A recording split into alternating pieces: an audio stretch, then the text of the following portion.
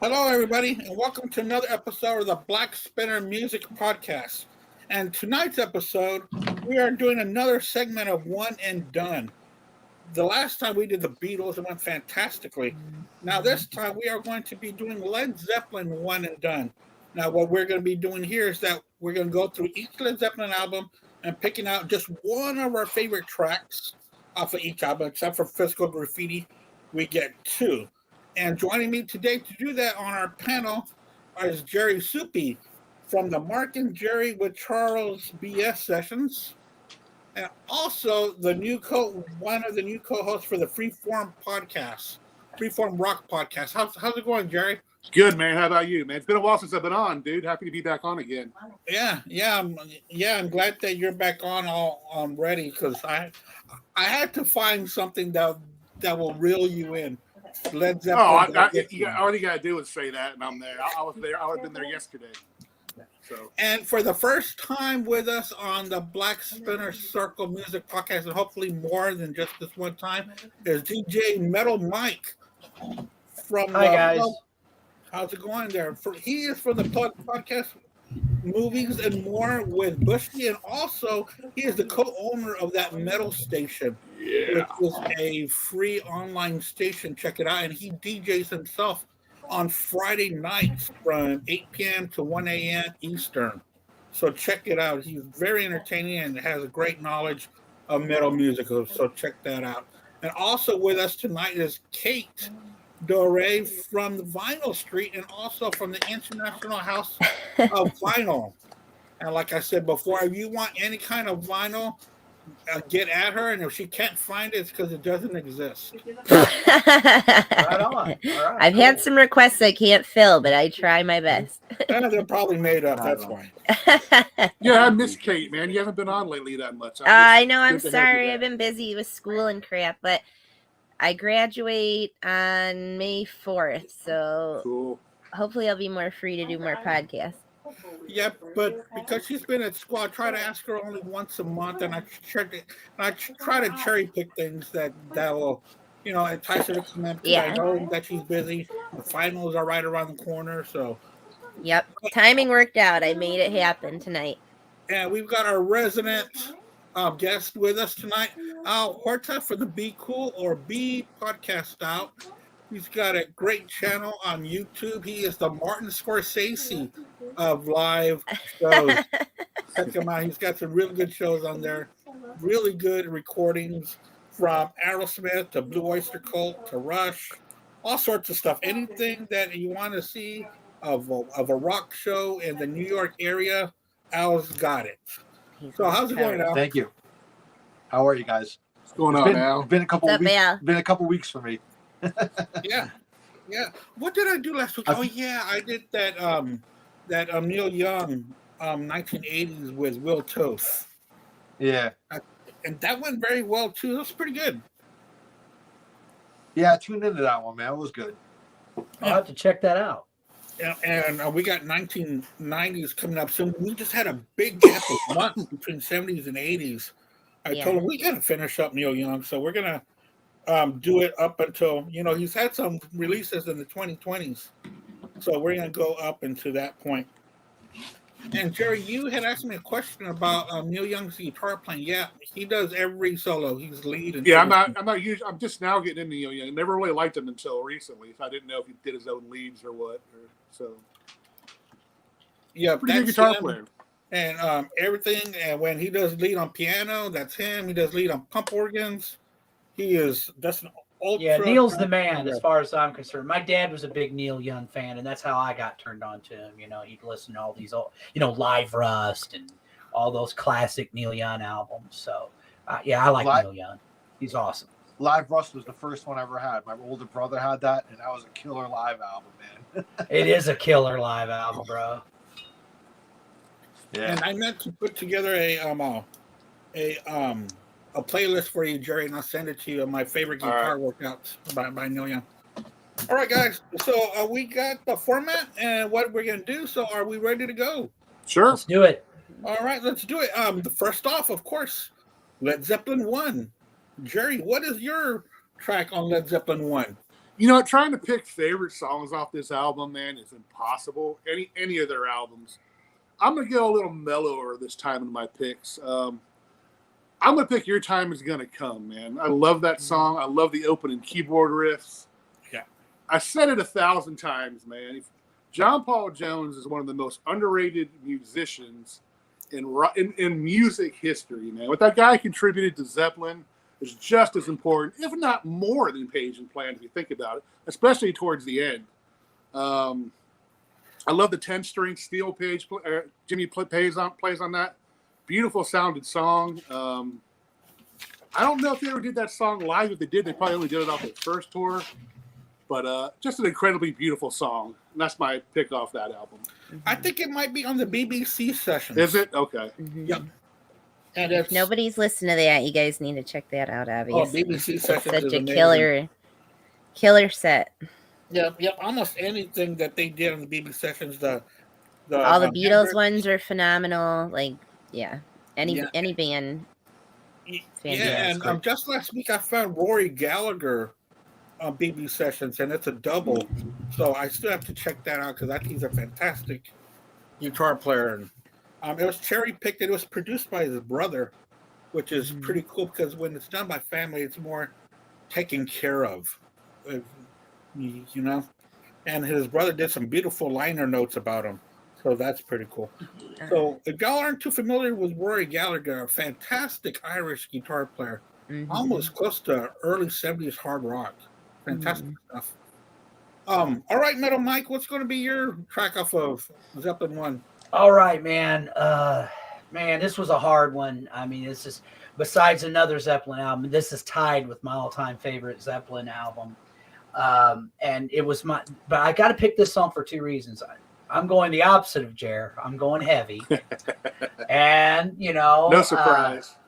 And because it was the first Zeppelin song I ever heard. Anybody who knows me knows that my gateway band, the band that popped my rock and metal cherry, was Kiss when I was just a little fella. And I mean, Alive had only been out for a few months, and my big brother brought her home, and it blew my mind. And me and my brothers were just obsessed with Kiss. Well, my older cousin Mitchell, who I'm sorry to say is no longer with us, he was this big burly Harley rider. And then the guy across the street that lived from me, he was like our surrogate big brother. And they both liked Kiss, but they were like, guys, there's other bands besides Kiss. And they're the ones that introduced me to other artists like Alice Cooper, Judas Priest. My cousin did. Kevin introduced me to Zeppelin and Sabbath, and this was the first. He was like, "Oh, you think Kiss is awesome? Well, check this out." And I heard Dazed and Confused, and right along with Black Sabbath's War Pigs, it just blew my mind even further, Yeah. And that sealed the deal for me right there. I've been a hard rock and heavy metal fanatic ever since, but I love all kinds of music. It's not just the heavy stuff, but.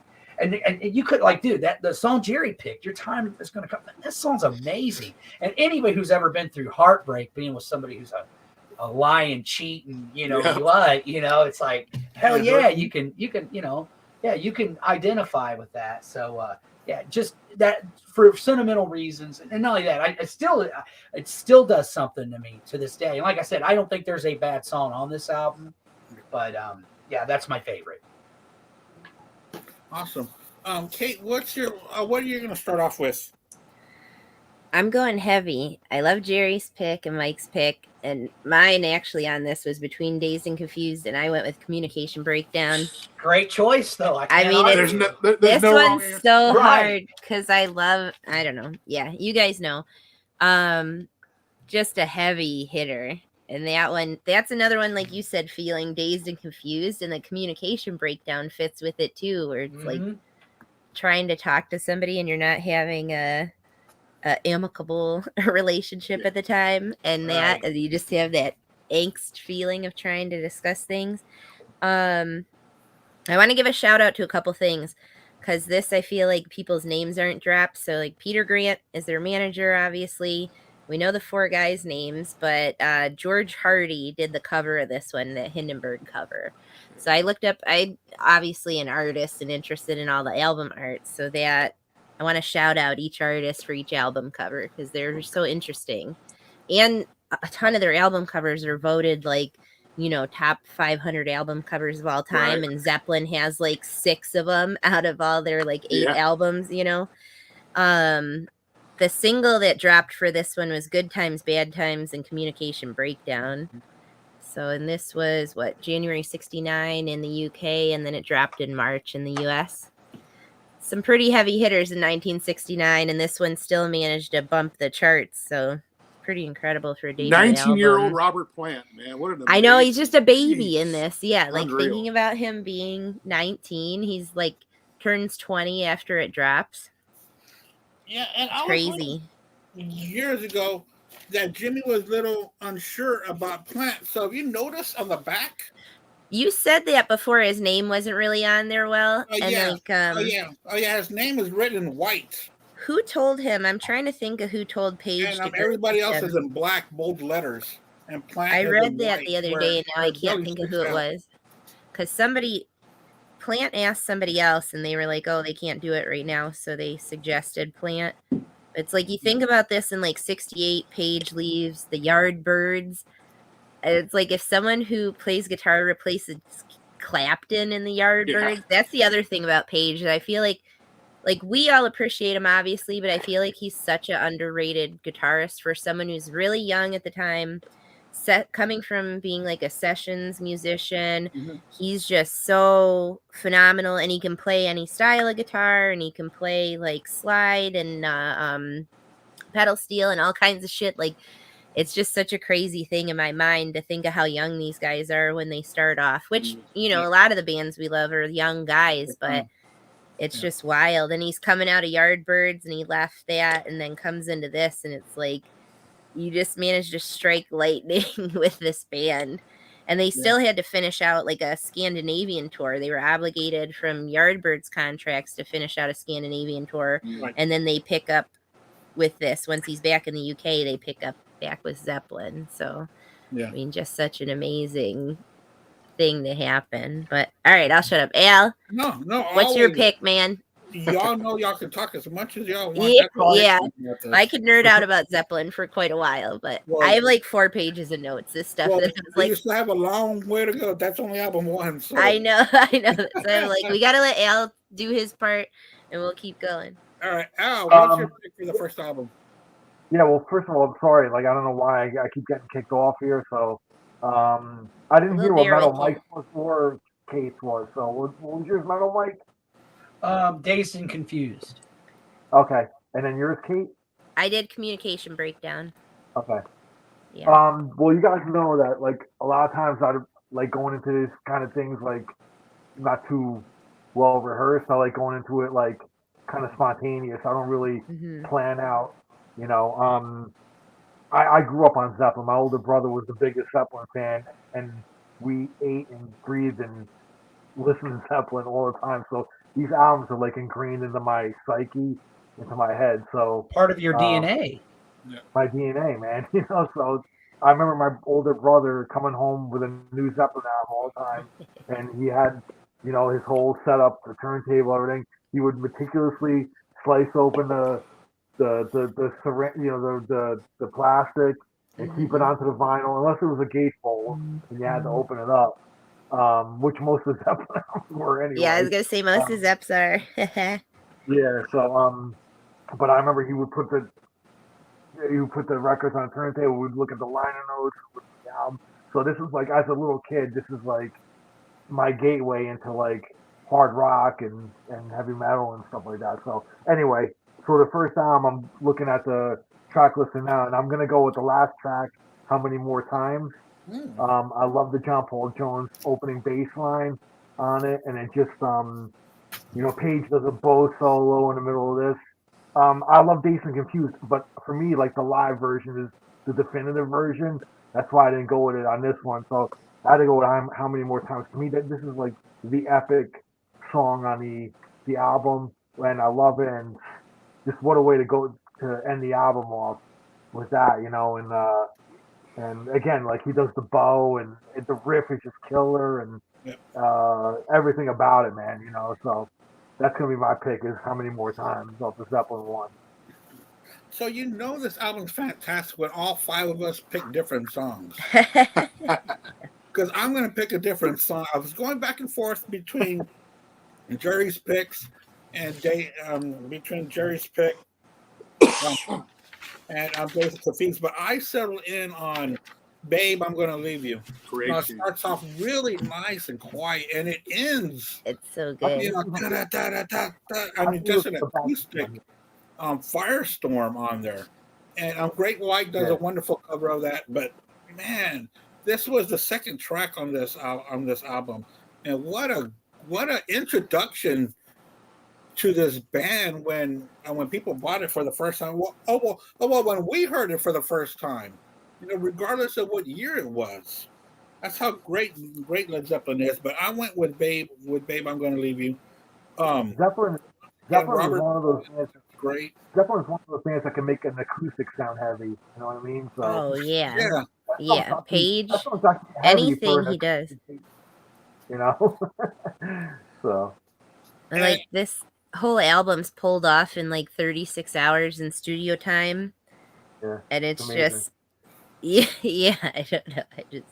It's so crazy. Every time we talk about Zeppelin, Al always brings up Jimmy Page's production work. Oh yeah. Yeah. Nobody talks about You have to, nobody man. talks Well, and about man. as a producer on all these, like, Yeah. I mean, what a brilliant mind, not only to play how he plays, but to be able to be a producer. And then, like all the engineers on all these that mixed all of them. I mean, come on. They're all badasses. Well, I know one It's of them was Eddie wild. Kramer, so That's what and I wrote a you know. note about all the different people who Kramer's worked with, because I was like, holy crap, like it's You just got such Eddie a... Kramer, you got Glenn Johns, I think, right? That's Glenn Johns is on this first one. Yeah. And then Eddie Kramer did a couple in Johns, but I mean, it's just like these guys are just such badass guys that, you know, I think our generation, it's like, No, there's a couple heavy hitters that are No good records were engineers, found. but what'd you say? no records were sounded like this at the time. You know, And no the records thing were sounding like this at the time. I mean, like just the production of it. Yeah. You know, it's just. Yeah. I mean, imagine being Hey Al, put your mindset in I think Al's going out. 1969 Yeah. and actually putting this album on, and Yeah. you hear it, man. It's like the thunderous drums sounding like this, man. You know. Well, and to start, like, anyone who started mixing going out? psychedelic albums and you're doing more experimental sounds, Can you hear like, me? that's the most interesting thing. you're breaking You're up going in and You out, good? Al. Yeah. You want to All right. go out and come back in?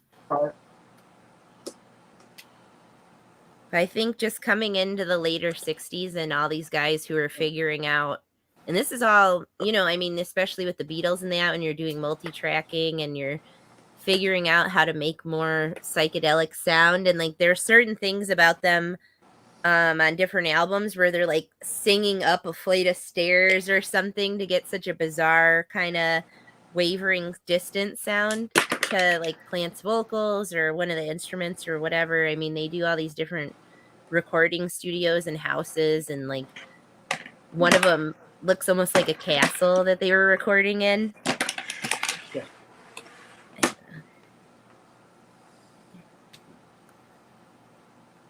Okay. Uh-oh. I think he needs to reset his router. I should text him and tell him to do that. You mentioned all right. Kate, you mentioned Peter Grant, man. That was a dude. What a lucky you did manager. Not fuck with, man. Yeah.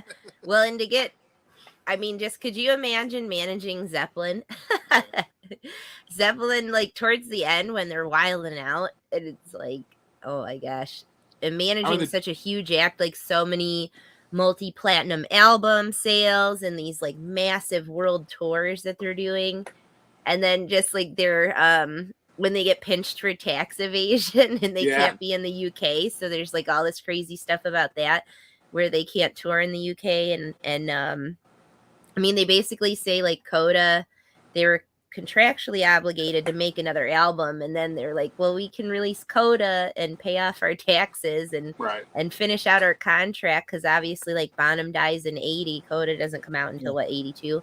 So Yeah, so I mean, it's just so interesting to see this. I think Like, they were banned for 2 years in Britain. I think. yeah, yeah, because I mean, and such a fast run. You go from, kind of forming in 68, and then your first album comes out in 69, and then you're done by 80. I mean, that's such a quick, similar time to how quick the Beatles got through it, but it's just wild. Yeah, but we've also talked about that 10-year period. That seems to be that best seems to be the best, yeah. Then they don't fall off a cliff and have like crap albums, or that's what bands end up completely changing their sound and everything if they go too long. That's a reason Zeppelin's legacy is like, one of the best. Yeah. A band like Kiss is just going down the shitter right now. You know what I mean? So. And there's so many bands that after the 10 years, it just what's the word I'm looking for? Their creativity starts to go down, or they're so successful that they don't that they're not as they were. Right. Well, we've talked about it with the Beatles, that it's like touring and album after album and everything, and it's like it sucks the life out of you. And these guys started off young, like we said Plant wasn't even 20 yet, and Jimmy Page is 23, is a few years older, 22 maybe, a couple years older than Plant, and it's like, you're doing world tours, and then you have your family and all these different things. You're trying to settle everything and keep everyone happy, and you just get burned out too. So I think a decade is that burnout mark on a lot of bands. It really is. It really is. And Al and I are actually working on a show that's going to talk about that 10-year period and different bands. All these bands that hit that mark. And then, it starts to go down. But let's move on. Zeppelin 2. The second album that came out in 69. They're living on the road, and they are recording on the road. Yep. So go for it, Gary. I'm gonna go with one of the sexier songs on the album. It's "What Is and What Should Never Be," man. Ooh, yeah. I love Plant, that phasing effect he has on his vocals during and then that ending, man. The dun dun dun dun. I mean. Then you hear Plant wail at the end. I mean, this is an incredible song. Mm-hmm. It's hard to pick a favorite off these albums, man. It's hard to do a one and done on these, because just about every song on these first two albums so far are good. I mean, not a bad song so far. But the Beatles was tough, and I knew this was going to be tough. This one was really hard, like the Beatles one was for me. I think Page started out being a Strat player, right? That he started. I think he got his edge. He does the Strat a lot, and then I think his acoustic is a Gibson. Yeah. He does pedal steel. That's a Fender, and I'm trying to think of the other one he played that's not a Strat. It's not coming to mind. He plays the SG, of course. That's his not SG, but Les Paul. I mean, There's one other one he has that he does too, but I'm trying to think of what it is. Oh, he plays that Dan Electro. That's yep. And the Gizmotron, or whatever it's called. Yeah. What is it? The Gizmotron, yeah. Guys from Tennessee. I love the name of it, yeah. There's some stuff where they like reference, they have like Moog synthesizer and different stuff going on too. So, I mean, Plant, just damn. Playing all that and playing everything beautifully is just so. And you mentioned how Your Time Is Gonna Come was about a girl cheating on him. I think this song was written about him cheating on his girlfriend with the girl's little sister, I think. Well, and he ended up, isn't that he married the one, and when they divorced, he ended up hooking up with the other one, and he had a kid with the other one. There's some drama, so I don't know how much. I don't know how much is all true, but you know how it is. Faithful to their girls, but I don't think so. No, and I don't think a lot of those guys are. Dude, their legend, their stories on the road are freaking legendary, dude. Wild. Movies and books and all sorts of shit. I mean, if that shark thing was true, then damn. But they allegedly he fathered a child with that woman too. So it was like he was married to the one and then divorced and married the sister, and he'd had a kid with her before or something. Right. I don't know. But there's a lot of back and forth where it's like they got divorced and then he hooked up with the sister. So who knows? I'm sure Christmas family dinners were awkward. I'll have to Google the shark thing. I don't know that story. And then it's pretty. Girl, what's your problem? I mean, there were rumors of Paige kidnapping groupies and all kinds of shit, man. man. Just outrageous. Who That's knows? some crazy stuff in the 70s. That it's just. Well, and know, especially like age, obvious drug abuse and alcoholism, and like Paige was like a heroin addict for a while. So I mean, you can Yeah. imagine the crazy Yeah. shit people do when they're And that was when the they're norm. That off was the norm in rock rails. and roll. That was a norm in rock and roll back Yeah, then. yeah, I mean- I mean, if you didn't, you weren't in a band anymore. I hate to say that. Yeah.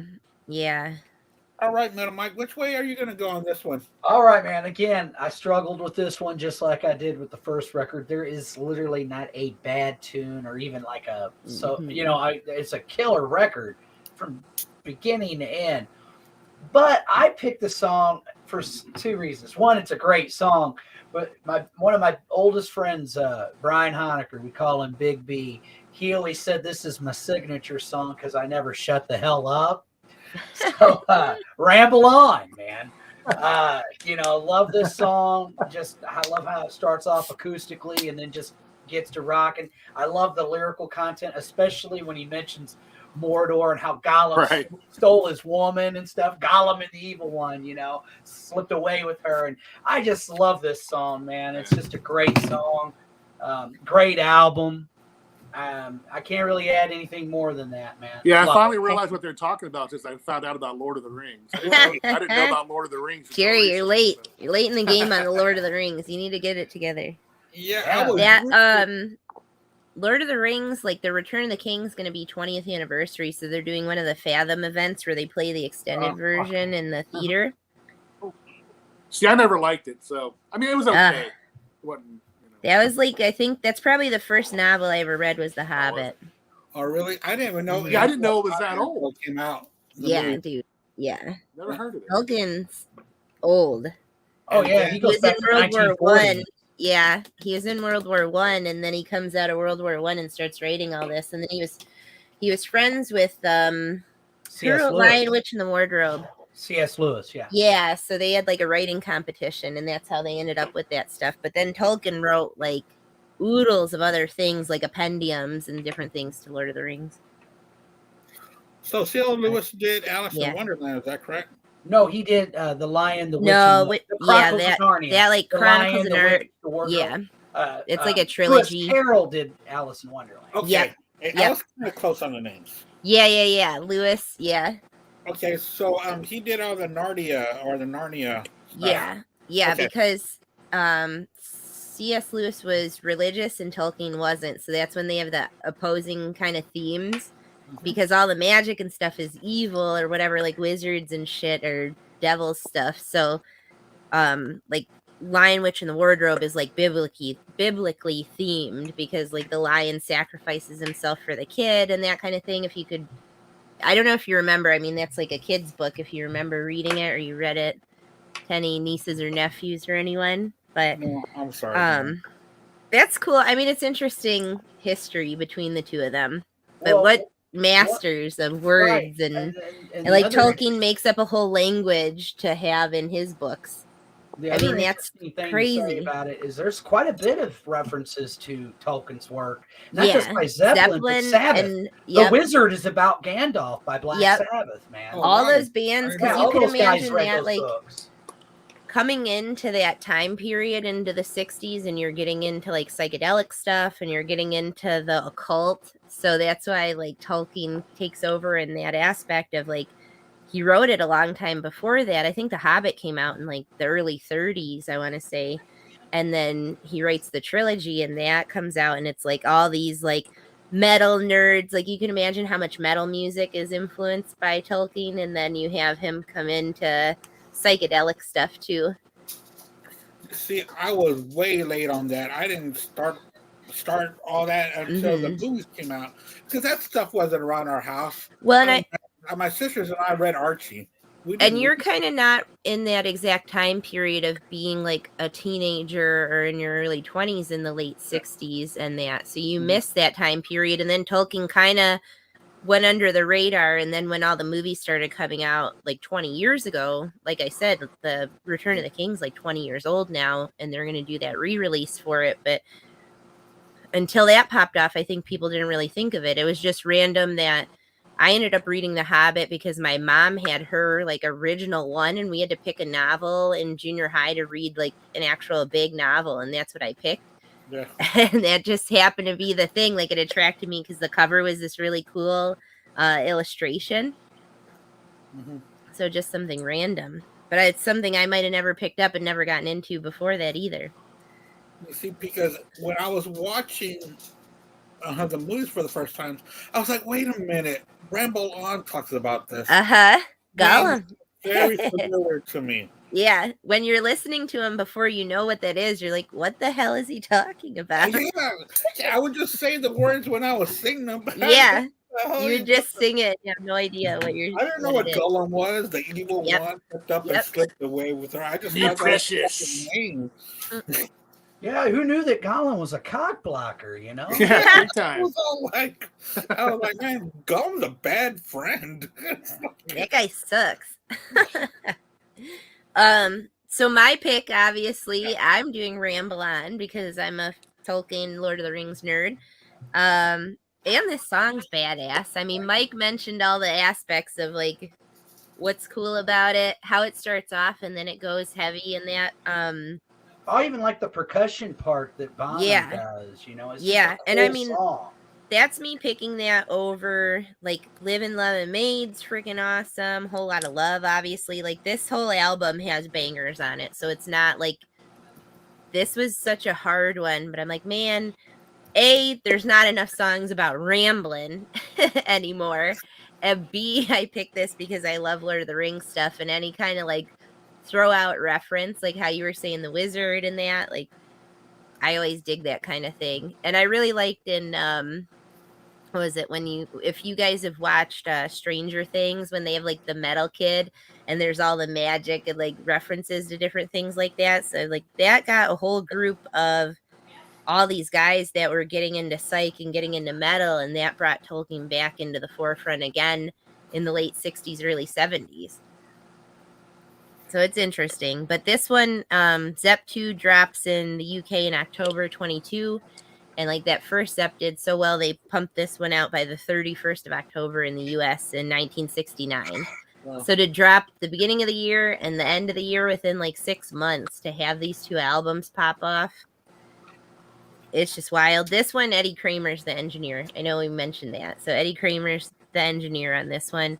It hits #1 in the UK and the US charts, and it actually bumps out Abbey Road for the #1 spot. Oh, wow, did it?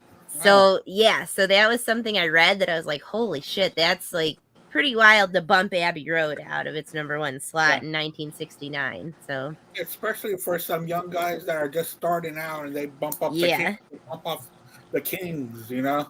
Yeah. That must have been big news for them, you know? 12 times platinum. And shout out to David Juniper. That cover. So I like to shout out all the cover artists because it's something I feel like those people don't get talked about enough. And then Eddie Kramer. I mean, come on. Hendrix. He mixes for Clapton, the Stones, Santana, like Carly Simon, Small Faces, Joe Cocker, on and on and on and on. Produced and the Beatles and Bowie and Anthrax and Frampton, and like he does a lot of different stuff too, which is interesting because to go from all those like psych people and different stuff early in the 60s all the way to like Anthrax. Yeah. Like, I mean, that's pretty interesting to me to be able to do that. So shout out Eddie Kramer. Oh, definitely. Ow. You okay, Al? We can hear you. My main computer now. Like I usually stream from my phone, and I don't know. I just kicked off, so I want my main computer. Yeah. I wonder on your phone if you turn off your data and just use Wi-Fi, if it would work better. I had the Wi-Fi off, but it actually works better with the Wi-Fi off because. Okay. Yeah, sometimes it's one or the other because if you're doing both, it gets goofy, but. I don't know if you reset your router, that might help too. That I always do that before we go live just to make sure it's running right. But what's your pick? Okay, so my number for Zeppelin 2 again. I'm going with the last track, "Bring It On Home." I've always loved this song. I love the beginning of it. It's so kind of, it's real bluesy, like kind of with the plant on the harmonica, and his voice sounds really weird on it. Then like that riff kicks in. I mean, it's just such Oh yeah, I know. What a riff that is. I love. man. We were What a listening riff. to all these like in the last 3 days. I've literally listened to all 9 of these albums, and we're listening to it last night. And Nick is like up here. He's jamming on his guitar, kind of noodling, and then he hears the end of that, and he's like, "Damn, this thing's got an ass on it." And I'm like, "Yes, it does. Yes, it does." So yeah, I always like, first, like this. I'm sure everybody's said, this thing. I mean, from it's no filler, it's top bomb, it's a completely killer. I mean, maybe a burnout factor with like maybe a lot of love and stuff like that. But I don't know. I always loved on home, and for some reason, like I always, I'm playing on guitar, I play stuff, and I just love the riff, and that's my pick, man. So I got to go with that one. Awesome. It's All not of a the bad big songs, pick. Yeah. You really can't go wrong. But for me, I went a different route. I think I've said this before. I'm not a big fan of Living Loving Maid. I'm not. But I love Heartbreaker. That's going to be my pick, Yeah. Heartbreaker. I love that song. Especially when it stops.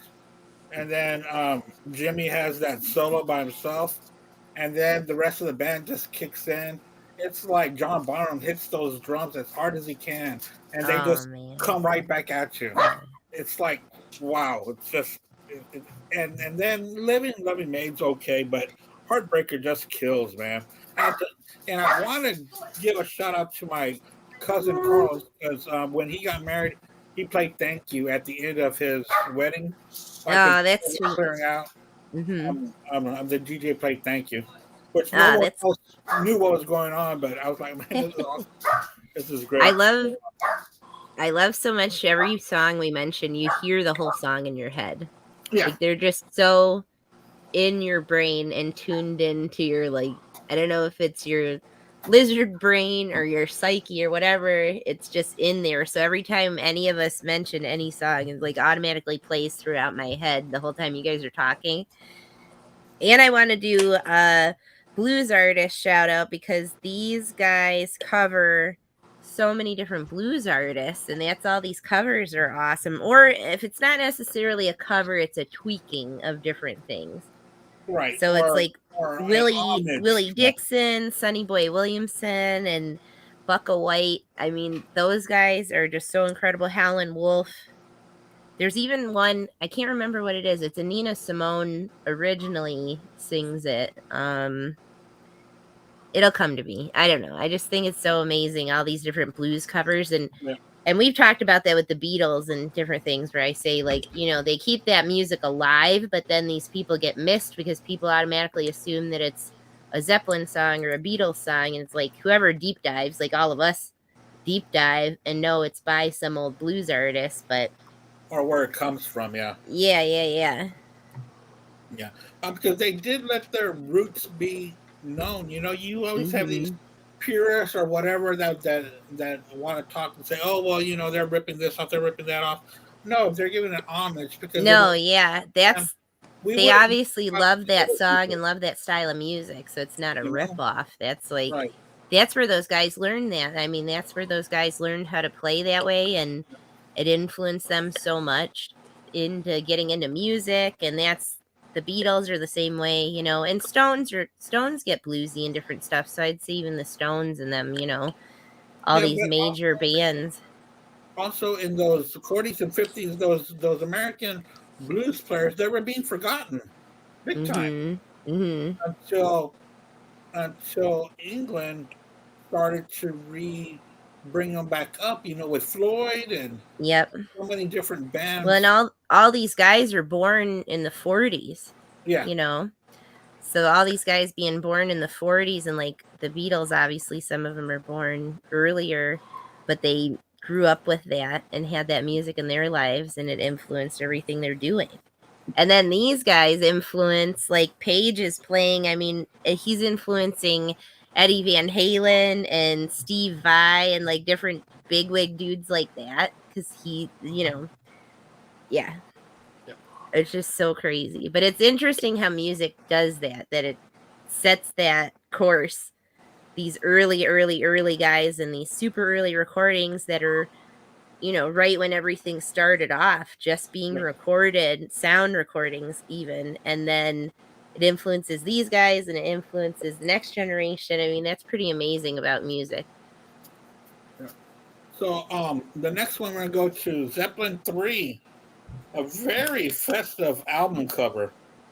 And not only that, it was also one of my favorites for a while. Again, in the back. That one's really cool. Does yours spin? Does yours have the Vovio? Yeah, and it's got the Yeah, spin. And that's so cool. And when you spin it just about right, it will have all four guys in a circle in black and white pictures. What an awesome album cover. Yeah. All right, go ahead, Jerry. What are you going with on 3? This album was a departure, man. This is a mellower album, more acoustic bass. I'm gonna go with one of the slower songs on it. I'm gonna go with "That's the Way." I love the dulcimer on it, the 12-string, the mandolin. I mean, it's just chock full of great sounding instruments, man. Beautiful worded song. I guess it's about you're not allowed to play with your neighbor's kid for some reason. I don't know what it was about, but like stay away from that kid. I was never that kid that people wanted to stay away from, but I was told to stay away from a couple growing up. But I think it has more of a male-female storyline. Is what I always thought that it was. That creepy kid better stay away from my daughter.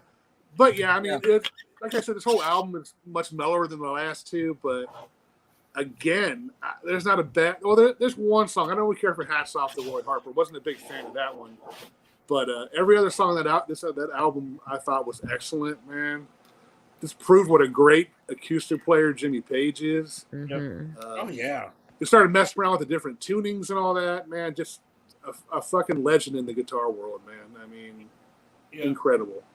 That and I was so surprised when it was on what's the name of that movie? Almost Famous. Yeah. I was blown away when that song started. Few Zeppelin songs on like that. Rain Song, Tangerine, a couple of them were on there. Yeah. Mm-hmm. Yeah, but it was a perfect scene when you start to hear that acoustic start. You're like, oh my God. And I think I was at the movies and I shouted, oh my God. But there are a lot of people out there that thought this album was a letdown. I didn't think so. I just thought it was a cool change for him, and it worked. Oh yeah. I thought it was a fantastic album. I love it. I really love this album. It's one of my favorites. All right, Mr. Metal Mike, which way are you going to go on this one?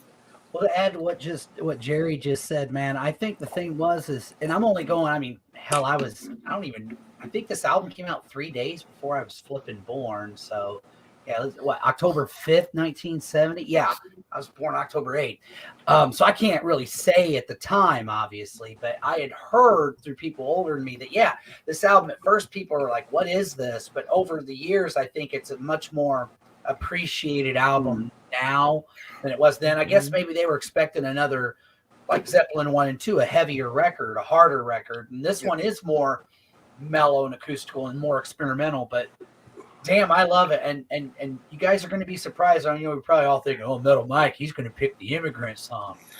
No, I got to go with my boy, Jerry. That's the way. I fucking love this song, man. I always have.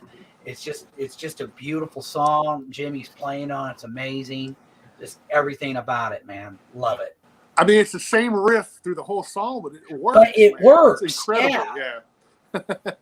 It's one of those songs, I think, that, and one of the things that's always been cool about Zeppelin, obviously, and a lot of music from this era, whether it was heavy or not, you pack a bowl and you sit back and mellow out, and that's what this type of song is, So, yeah. Yep, especially following Tangerine. Tangerine's such a beautiful song. Yeah. It is. But unfortunately, I didn't pick that one. And this album was just so jam-packed with so many different flavors on it. Kate, which way are you going to go with Zeppelin 3? I'm gonna go with the intro, man. I'm going Immigrant Song. That opening, I mean, it gets in your head. I think that's just such an iconic opening song. I mean, that's every album of theirs, I guess you could say that. But that just, when I listened to this again, that was the one that stuck out to me the most. And that's a great song. I mean, nothing on. We've said it a dozen times. We'll say it a dozen more times. Not any song on any of their albums you're like, it's a piece of crap. But that intro to that, it just is in my head. That was my pick. I looked at this. I listened to this. I know. That's like, you think of Zeppelin, and that's something that pops in your head immediately. Yeah. That plant whale and the chugga chugga chugga that. Yeah. When I was a little guy, I thought the song was called Hammer of the Gods until my musical mentor Kevin's like, no, dude, the Immigrant Song. I'd be like, can you play that Hammer of the Gods song? I'd be like, no, dude, you want to hear the Immigrant Song. It's like, Immigrant Song. You know, but yeah. Yeah, that's just such a heavy hitter on this, and that off the rip to have that as the intro, I think, is just such a wild. And then I almost think what happened with this, because it wasn't as well received, I think you have it start off with Immigrant Song and then it goes into the lighter stuff. So I wonder if almost they should have had it end with that, or well, it would have been an epic closing track. Yeah, that it almost set people up thinking that the whole album would be really heavy like that, and it's not at all. A lot of my favorite bands, not on every album, but there'll be certain albums where they'll have that epic closing track. Yeah, you know? Yeah, I feel for like me, that would I do agree with you. I also think this album, like Jerry kind of mentioned earlier, he didn't put it in this way, but it's a more eclectic album. So I can kind of see why maybe some of the fans at the time were, oh, what's this? But like I said, it's revered now. It is now. It wasn't as well received at first, and that was, I'm wondering if they kind of set themselves up that this was the first track to open it up, which I get opening it up, but then not having like something quite as I can't think of the word I want. Well, the way that the album ended was weird. Yeah, I think that was weird. And I really feel like there's a couple of albums of theirs which you obviously feel like they're rushed in a way, like the way the track listing is and the way it sets up. I feel like they were rushed, which obviously they are, because this pops off in October of '70, so just a year out from their last one. And they'd been touring and everything else. So that's like all the record companies obviously want their piece of flesh. So they really push all these bands. And I feel like this one feels kind of rushed.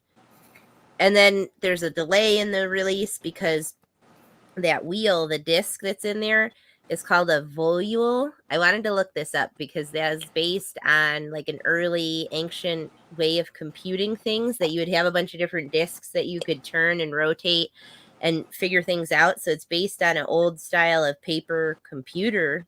Oh, wow. Pretty much. And that die cut outer, anything with the die cuts always ends up taking longer and becomes more complex, because the same thing happened when they did Physical Graffiti. And it's like a 2-month delay in release because the volule, that's the disc. But this, like I said, I'm shouting out all the different cover artists, and this one, the guy's name is Zarkon.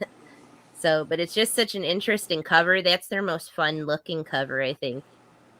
Yeah. That's the most colorful one out of all of them too. All the rest of them are kind of monochrome. And it kind of matches the music on here too, you know. There's so much going on. And it's a very different album. It's very different sounding tracks. Yeah. But they play it with so much they're so what's the one? They're very what's the word I'm looking for? They just have so much like all the variations that they can pull off is so impressive to me. Yeah.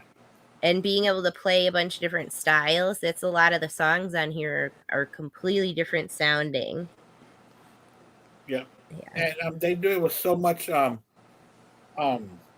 what's the word I'm looking for? It's slipping my mind, but it'll come to me. Vigor and their like essence of their playing. I feel like you feel it comes across. Yeah. Can't get that word out. It's What's okay. your pick off at number 3? Well, I just got off the phone with Jimmy Page, so I told him, stop casting spells on me and kicking me off the podcast. You know what I mean? So he was like, all right, I'll chill out, Anyway, speaking of immigrant song, I was taking my daughter to school the other day, and that song came on, and she started with the and I felt like very proud of my daughter. You did a good job, Dad. So she knew the song, and I'm like, yes, you're getting raised up right. It So. gets in their head. It gets in their head, and then they do it. Well, they watch shows, and it's in a lot of these. Mhm. I think if I'm not mistaken, wasn't that song in Shrek or something? One It of was the also Shrek. on School It's of in Rock. Thor Ragnarok. Yeah. Yeah. Yeah, it's in the kinda Marvel. fun, Yeah. I so. think maybe it is in that when they go to battle or something. I mean, it's such a good battle song that, Yeah. Right. it's such a primal feeling. Like fucking charge. Yeah, It's a Viking exactly. song, Yeah. you know? Yep. I get that primal. I don't know. That song jazzes me up. So that's when I heard it and I was like, yeah, I got to pick this one because it just gets in your head and you get that vibe. I used to have a Zeppelin shirt too, where it was on the back it said, "We are your overlords," which quoted I the used song. to have that shirt. That's It was cool. like a knight. It was like Yeah, I a wish knight on a horse.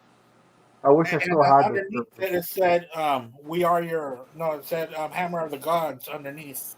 Yeah, mine said "We are your overlords" on the back, and on the back. front had had their 4 faces on there from Okay. I think one of the back of the album covers or something like that. I don't remember which one, but Nice. but anyway, Yeah. that's not my pick. My pick, I'm going with "Out on the Tiles." Love that song. Love the riff. And, and then they go into I just love that That was riff. almost my pick, Al. I almost picked that one. I mean, there's so many, but like you guys all said so far, man. I mean, there's so many. Yeah, this album, like you guys said, like when it first came out, it was kind of people were puzzled by it, but now I find this to be like one of my go-to albums. When I pick a Zeppelin album off the rack, I tend to go to this one a lot, because when I was younger, it was Zeppelin 1, 2, and 4 were like the big ones that I listened to constantly, and then now it's more like this one, Physical Graffiti, things like that. So, but yeah, Out on the Tiles, man, I got to go with that one because it's just a ripper, man, that one. So that's my pick. I'm going to go with of course, I started to listen to Zeppelin when I was in high school, and when I had bought this, I had bought that. My mom had given me for my, I think it was for Christmas. Remember that gray box set that had all the albums on it? I still have that, as a matter of fact. Well, mine got stolen. Oh, Oh no! Damn, dude. Yeah, but that's what you get for riding it in your car, and and people knowing that stuff's in there and they break into your vehicle in your front yard. But anyway, the complete recordings. That's what yeah, they call it was a complete recordings, and it had the booklet and it had so much information. I mean, it had great liner notes for each album, and I remember this song stuck out to me, and it still does. It's still my favorite off this album. It's their blues worked out on this album, Since I've Been Loving You. Oh yeah. Man, just the great vocals by Plant and Page's great solo, and then in the end when Plant is pleading with her, and then Page is in the background just going off on his guitar. I mean, solos just going galore, and the band is just going every which way, about to go off the rails on this track. And it's man, the song remains the same version of that, man. The live version is freaking incredible. Yeah. Yeah. It's just a fantastic track, and I love it. So I went with Since I've Been Loving You. So they move on to 1971, and they release Untitled, but we all know it as 4, Led Zeppelin 4. And I've this also is- heard it referred to as Zozo, but I don't Never know. called it Zozo. Zozo. Never liked People that. call it No, but I've that. heard it referred that Yeah. way. To me, I just call it Zeppelin 4. Yeah, Me I've heard too. people call it the inside Zozo. of it's just killer, Fourth man. That's a fourth badass album, fucking, Four Symbols, Yeah, the Untitled Four Runes. Runes was the other one I've heard before. Well, I I've That's always heard- like, wanted those tattooed on my back, across my shoulder blade. Those four. yeah. That was cool. I never did. Well, I think doesn't each emblem So is they it each they emblem represent a each member of person. Amber? Yeah, the because band. I remember. Zozo's not supposed to be Zozo. It's supposed to just be a symbol, and that's Page. Yeah. The like little shapes, the three shapes in the circle is Jones. The three circles is Bonham, and then The the feather. feather with the circles Plant. And Yeah. then there's who is it? The guest voice on that on Andy Danny. Sandy Denny? No. yes, so yeah, there's Sandy an Denny. there's not an asterisk by that in any of the liner notes and stuff. It's three triangles that are upside down. So two triangles and one triangle that are upside Right. down. That's her symbol because she Yeah. was on the album. That's She true. had to have her symbol. Everyone picked their own symbol, so that's what the four symbols are. Yeah, you're right. I'm looking Probably at it the only right other, now. Yeah. probably the only other guest vocalist they've had on a song, right? Yeah, the only female think of guest another one. vocalist. She's the only female guest vocalist. Fairport Convention. I couldn't think of who the hell it was. Yeah, she was in Sandy. Fairport Convention. Yep. On Battle Oh, of Fairport Evermore. Convention. Battle of Evermore. That's got some nightmares on the Freeform show, but Yeah, we'll yeah, talk. we hear about it quite a bit. But yeah, that's Sandy Denny. Yeah. Yep. Sandy Denny, Fairport Convention, and she's on Battle of Evermore. Yep. Yeah. Yeah. So, which way are you going to go on this one? Oh, I've mentioned this song all the time. We talk about Zeppelin, man. I mean, fucking beautiful song. Going to California, man. I mean, the guitar playing, the mandolin player. Plant was 22 years old when he wrote the fucking lyrics to this song, and the lyrics are amazing. Yeah. Fucking just a beautiful song, and I think it was voted one of the most one of the fan favorites out of a whole bunch of people. Not the best, but close to the top as far as their songs. And learn how to play that song, man. It's not that hard to play guitar if you know the tuning to it, to drop D tuning. It's so fun to play. Again, man, JPJ with that mandolin, dude, fucking just it works, man. They make a ballad song so powerful, man, and amazing. Yeah, they really do. This is one band where I actually like their ballads. You ballad hater. The old ballad hater. But again, this is another album. You can pick any song off it. You're not going to pick a wrong song. So. Yeah. I don't know. Even their ballads when it's like, oh, it's a ballad about Lord of the Rings shit. I obviously like that. Oh yeah. Yeah. All right, which way are you going to go on this one, Metal Mike? All right, man. The whole album is probably considered by many to be their masterpiece. Kind of hard to argue with that, you know. There you could say, well, there's a bit of a burnout factor because I don't know about you all, but where I live, they play the shit out of this record to this day, man. It's their best-selling album. Yes. That's saying a lot because they sold a lot of shitload fucking of records. albums. Every album sells a shitload of albums. This is the best-selling album. Right. But still, even so, you know, I mean, a great song's a great song, whether it's played out or not. There's a reason why some of those songs get played out. And that's not just with Zeppelin. That's with any great band or artist. But for me, I told you earlier, I love the epic closing tracks, man. And for me, man, when the levee breaks, I love the whole album. I could have really, I mean, it was almost like, man, do I flip a quarter here or just to throw a dart? But I just love When the Levee Breaks. It's one of my all-time favorite closing songs. I know it was originally done. There was a version by Memphis Minnie, but, you know, they took it and made it theirs and, you know, reworked the lyrics and stuff. Oh, boy, did they ever make An amazing song, man. So that's my pick.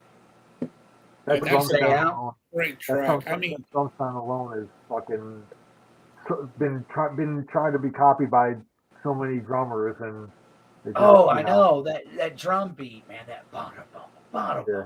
bottom. Oh my that god, riff, the Bonham. harmonica, You man, know, is Well, and that Yeah. harmonica, Yeah. I mean, that's just off the another fucking one that, planet, like, dude.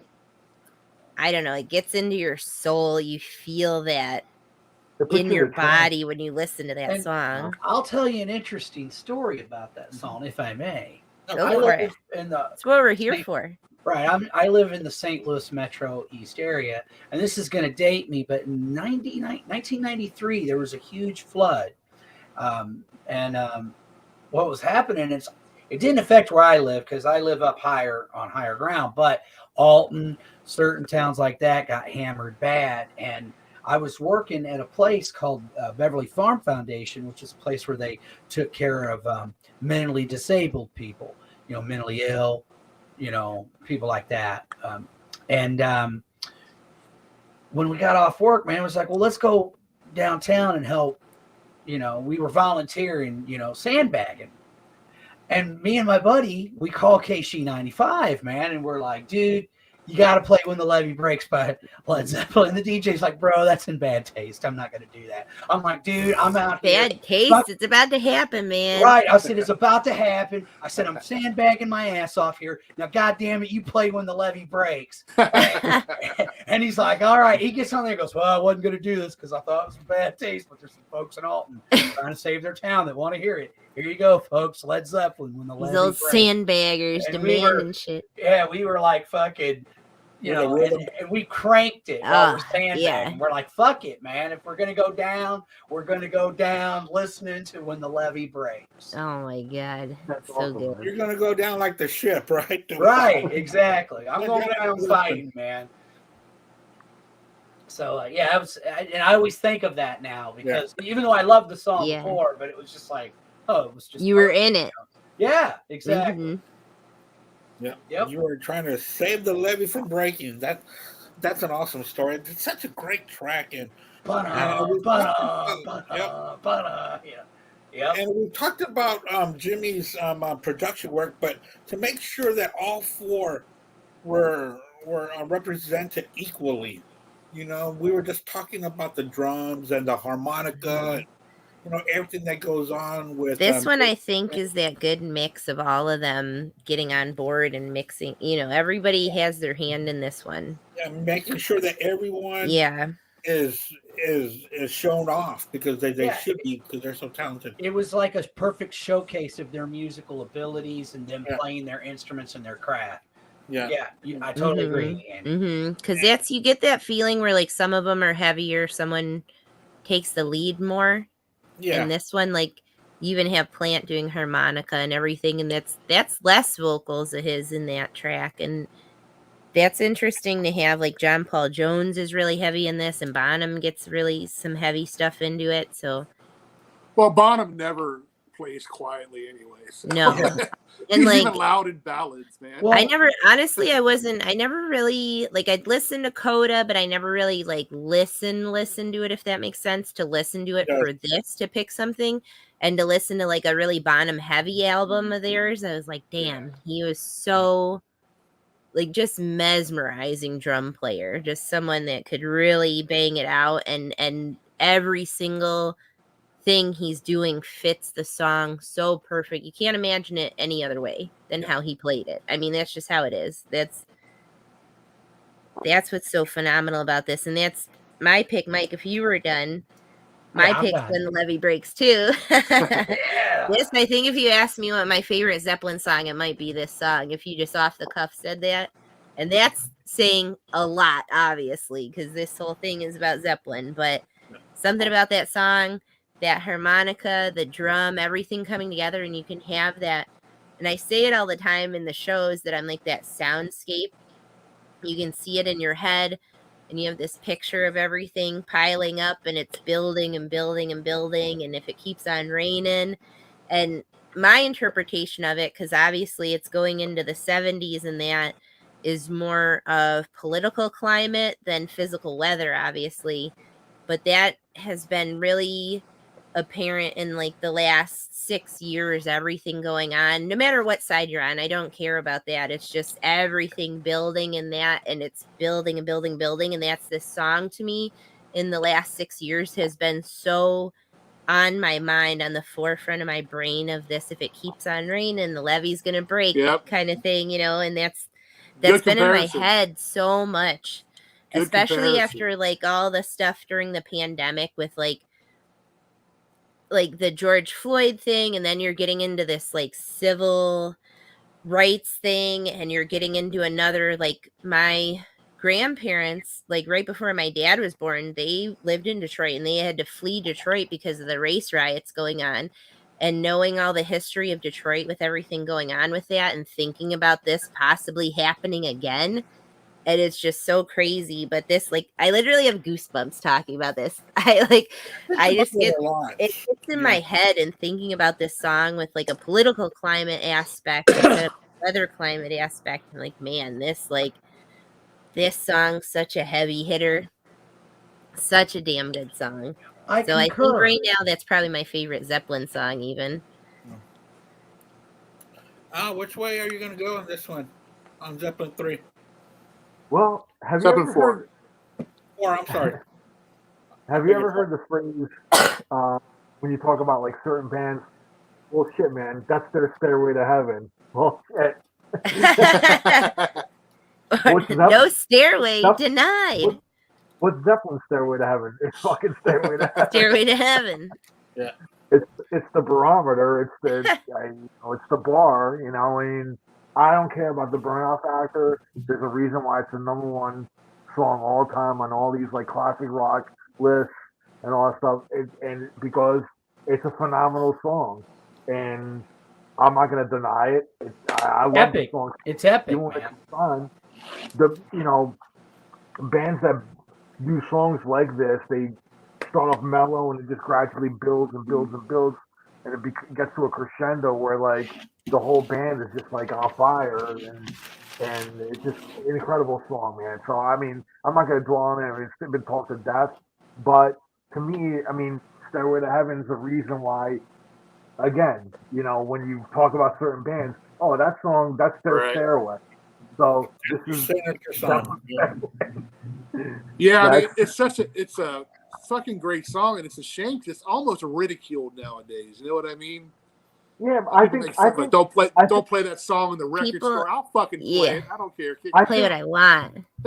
I think there was a time when it was ridiculed, but I think that now that time, I think it's kind of turned back around where now it's more accepted again. I mean, that song is just so freaking amazing. It's so good. The younger generations kind of, they latched on to that and stuff like that. So I mean, I think now it's just people are a bit kinder to it again.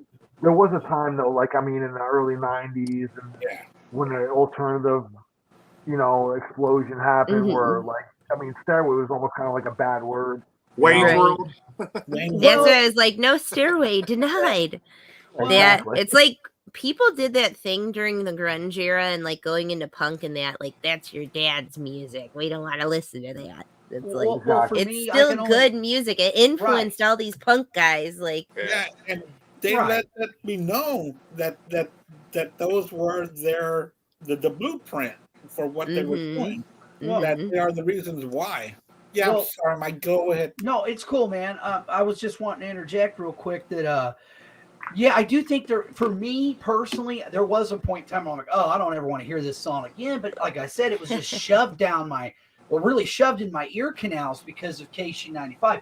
But with that being said, I kind of took a break from Zeppelin for a while, guys.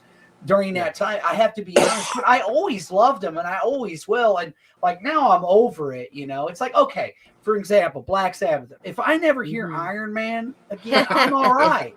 But I still think it's a great song, Like you can't say, well, man, that song sucks. It's just a burnout factor. And also I think there's other songs that I like better.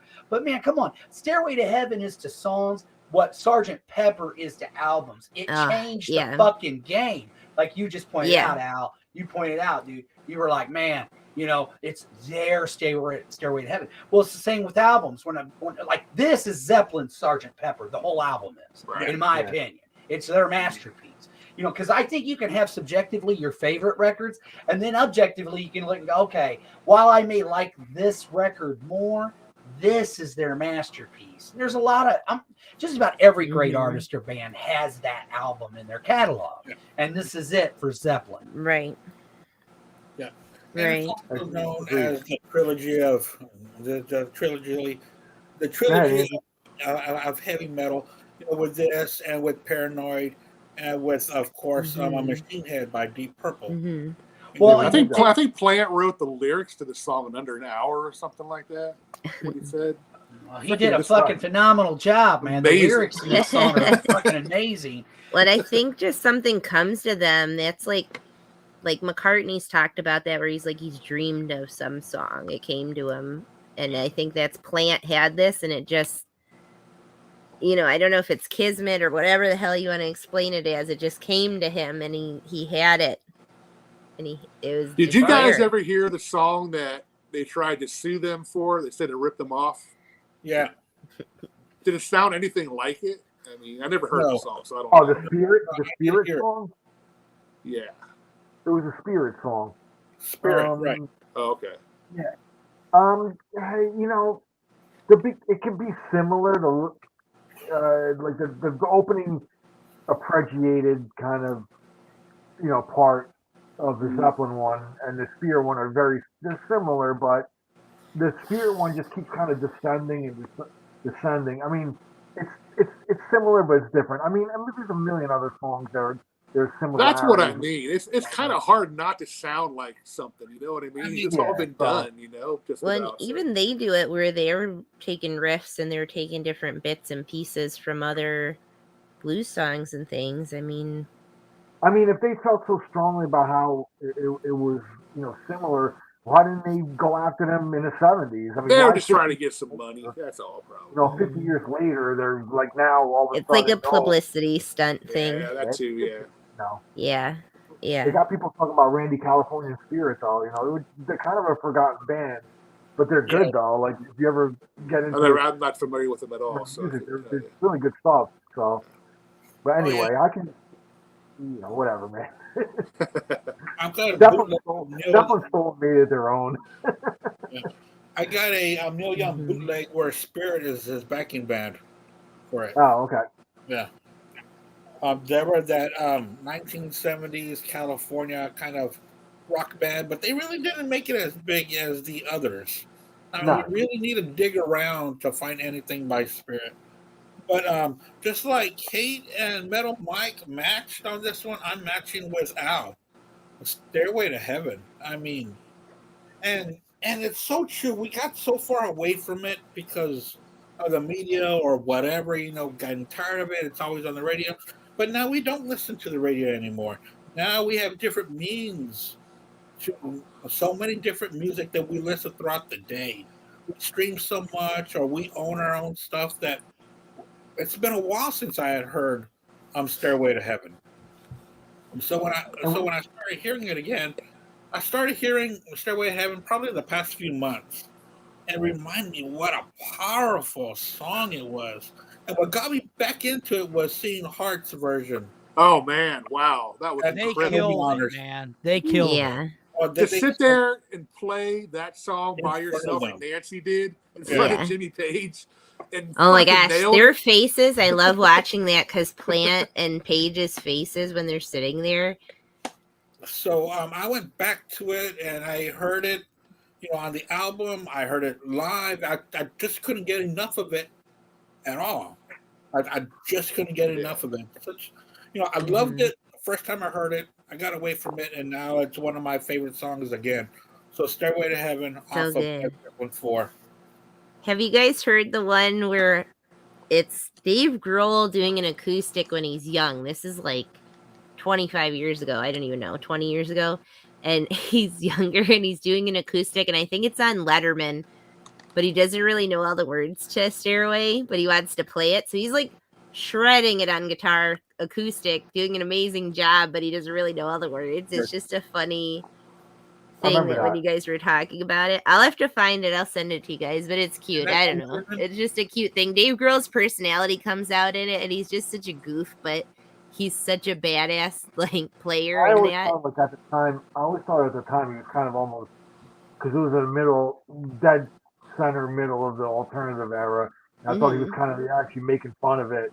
When I was like, dude, what are you doing? It's kind of. I almost kind of thought he was kind of poking fun at. Oh it. no, I think he really wanted to play it because he can play it well on guitar acoustic, but he's like he just blanks out, It isn't a lot of lyrics to it. Yeah. He just blanks out and like they're whispering lyrics to him and he just nods and sings it. Yeah, but looking back on it, I mean, he's such a huge Zeppelin fan. I don't see him. That's one of his biggest influences. He loves Zeppelin, so I don't think he was making fun of it at all. But I can see that if you saw it when you saw it. Yeah. Because this was at the time when Stairway was still kind of a dirty word, and right. That's not far post Wayne's World, where it's a band song. Yeah, and now we know that Dave Grohl is a student of rock and roll, a lover of rock and roll, and a lover of everything that came before him, where he tries to bring it to the forefront. And then remember, he was in that band along with John Paul Jones. Yep. I got there. Them Crooked Vultures. Vultures. Yeah. Pretty good shit, man. Yeah, I like that too. What, Josh Homme? Is that the way you pronounce Josh it? Homme? Yeah, Queens of the Stone Age and Kyle. Yeah. And that was a 3-piece, and that was a powerful motherfucking band. Yeah. It really was. And I think they only make that one album. I wish they'd do another one, man. He did, what was it, Probot? Did he play guitar on Probot? And there's a track that Lemmy does with him that's really badass that Lemmy's on it. I think he had all the different heavy metal thrash guest on there. Which, that's the great thing about Dave Grohl. He knows that music and rock and roll is right. Well, in that Sonic Highways, that documentary series they did, is so good. Like they go to all the different studios, and then he bought one of the big tables to preserve it so he could keep it and do sound recording at his own place. So, and I think he was one of the forces behind doing that Studio City. Sound City. Yeah. That was such a great documentary. Well, that's the board. That's that board that he got was the Sound City one. Yeah. Well, I don't know if you guys know this, but that movie he did, Studio 666, he has a fictional band called Dream Widow, which is totally metal. And it's pretty heavy, man. So it's like, he loves metal because that's when he's in like Pick a Destiny and he's the devil in that. Dave Grohl's funny. He has the metal album. I can't think of what his metal album's called. Can you guys think of what that is? No, there's a different one that has like blood, weird writing that it's hard to read. Dream Widow. Yeah, is that the album they released for that? Yeah, he put out. Yeah, okay. Put out an album for it. Yep. You're right. It looks like the cover of it. It almost looks like a black metal album. The way it's hard to read, but it's like red blood writing with like scritches. The black metal bands, the fonts of their band names are almost can't even read them. Yeah. Yep. You're right. Kind of model Dream Widow. Yeah, it's heavy, man. Too funny. I love Dave Grohl. He's so fun. Yeah, he's a great guy. So we're moving on. This is the first album that is not numbered. It is called Houses of the Holy. Here we are. One of the band album covers. Don't post this album cover on Facebook without covering up those tushies, or you'll get flagged. Of course. You'll get a shadow ban for a little while, so don't post it without putting little pants on those kids. Putting little pants. I do. When I post it, I make sticky note pants. When I'm selling one, put little sticky note pants on them. That's funny. It'll get you flagged. Well, which track are you going to go off of on this one, Jerry, for Houses of the Holy? Love this album. It's my second favorite Zeppelin album. I even love the crunge. I don't care what anybody says. I love that song. I love it. Mark Alden Taylor Can Kiss My Butt. That's a great song. But again, I'm going slow, man. One of the most beautiful songs ever written, the Rain song, man. Beautiful. That's the Danny electric guitar I think he plays on that one. Mm-hmm. And that Mellotron that JPJ plays through it. Beautiful song. 7.5 minutes of musical bliss, in my opinion, dude. Mm-hmm. I love that. How I'm just sitting there waiting for his part. Dude, I mean, it's just a fucking.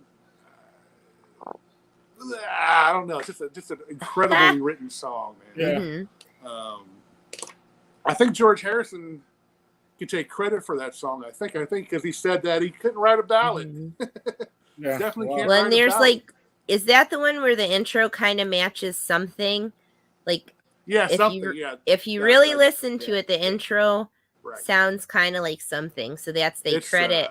He it's a mentioned tuning- something about that in like an interview about crediting George Harrison because it was like you can't write a Right. ballad.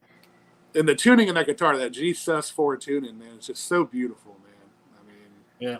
I know the song, but it's hard for me to constantly get into that tuning to play it. You can play it in standard tuning, but it does not sound the same. You got to get into the actual tuning. And that's another thing about Greyhound Page is, man, this tunings that the guy came up with, incredible. Yeah, dude. Mm-hmm. He was Mm-hmm. pretty creative. Total tuning. innovator, man. Master player, dude. Master. Yeah, he really is. I mean, it sounds like there's so many different guitarists there, but it's only him. Yeah. I mean, there's so much going Yeah. on. And And doing all the different. Oh, go ahead, Andy. Sorry. I was going to put this on Messenger to you guys. Like, I know that this sounds silly, but kind of sounds sometimes that Jimmy Page doesn't know what a riff is because it changes so much. It goes through so much. Oh, but he's got riffs. It doesn't last that long. Undeniable. He keeps changing and changing. There's so many songs that it's the riff for the first verse, and then it comes back for the second verse. Mm-hmm. It keeps Well, that's how we were saying. Like the beginning of a song will be really like melodic, and then the song's got the ass on it. It like comes in full force, like a freaking hurricane. so All of a sudden, much to it, you know? he's so good, and he's such a master of like all the different effects that you could play with, where you could have it sound like so many different things, and you get it sounding almost like horns or like another instrument. Where he's so good at getting things. Yeah. Well, he's a master at layering stuff, you know. Yeah. I mean, he calls it the guitar army, you know, and just on a side note, like when he toured with Black Crowes and he had the two other guitar players in the band with him, he was saying that like that was like the first time that the Zeppelin songs live actually like sounded like the got to record. what he wanted. Yeah. To cover the different parts that he would play on the album. So I unfortunately I kicked myself, but I missed that Black Crowes tour where he played with them. But you know, I mean, I've seen bootlegs and I have the album, and it's I love the way their take on the Zeppelin songs. One missed opportunity I think Page did was he should have did after the whole Black Crowes thing came and went. He should have grabbed Heart and had them as the backing thing. That would have been sweet. Hell yeah. That would have been sweet because just seeing how they pulled that off at that induction, like I don't holy know why. crap! I mean, they pull do it three off. or four. They do 3 or 4 Zeppelin songs at every set now too. I mean, they're doing good too. Page made it big. I mean, he should have went and grabbed them and like, let's go on tour. You know, like they and you know Hart would have did it in the second. Oh hell yeah! Who wouldn't? Yeah. You know, so you know, I mean, that's a missed opportunity now. I mean, I think Page is a bit too old now. You know, 70. What is he? 79. That's kind of old to go on tour. Almost 80, man. It sucks because man, these guys are running out of time, man. Plant 74, Page is 79, and John Paul Jones I think is like 77. Plant's the baby. Yeah. Still, man. Yeah. Jeez. It's so wild to think about these guys. Yeah. Yeah, I mean, because it's true, their music is gonna last in our hearts forever. Yeah. We think they're gonna live forever, and then when they pass, it's like a big shock, you know. Yeah. Oh, my daughter is a huge Zeppelin fan, man. So it's continuing on in my household. Yeah, because I got into Zeppelin a ton because my dad grew up close to Detroit. He graduated in high school in 1970, so he's right in that perfect age bracket, and he got to see Zeppelin a few times because every band came through Detroit. So you can imagine, like he saw everyone except Hendrix. He missed Hendrix and he missed the Beatles because those were two that were like done already before he was like really going to shows. But in his senior year, like 69 to 70, he was going to shows. Right. So he's seen freaking everybody, but that's how I ended up getting into Zeppelin. But that's their music's so timeless. So it's weird to think about these guys. Like Page is almost 80.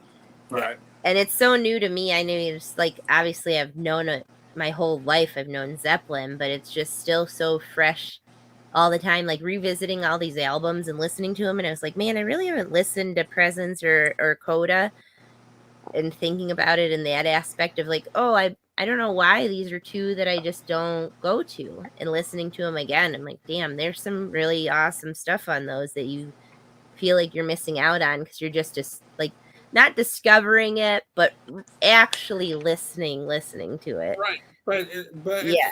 it still sounds fresh. It doesn't sound. It really doesn't. It sounds. It's fresh. stuff they didn't play on the radio. Like when you're a teenager and you're really only listening to the radio, and like you get your first car until you have like a CD player in a car, old school, or you have your Bluetooth now in the car, and it's like you just listen to your own shit that you always listen to. And that's, you do get burned out listening to the radio, but you do find new stuff listening to the radio. So you have that like catch-22. But thinking about those last couple of albums, I'm like, man, I really didn't listen to those. So I don't know. It was fun to re-listen to that and go through the whole set of them. Yeah, it was fun to go through these again. Metal Mike, what are you gonna go with on Houses of the Holy? Are you muted, Mike? You're muted. Sorry about that. All right. Professional. This one was mutant. hard. This was hard because, again, it's one of those albums that, my God, just there's not a bad song on there. I'm really partial to all of them. Even No Quarter, I love that one. And I especially love Crowbar's version of that. I don't know if you guys are familiar with Crowbar, but you ought to check out their version of that song. It's phenomenal. I put that Main Squeeze one, if you guys check that out. I love that cover, that one. Yeah.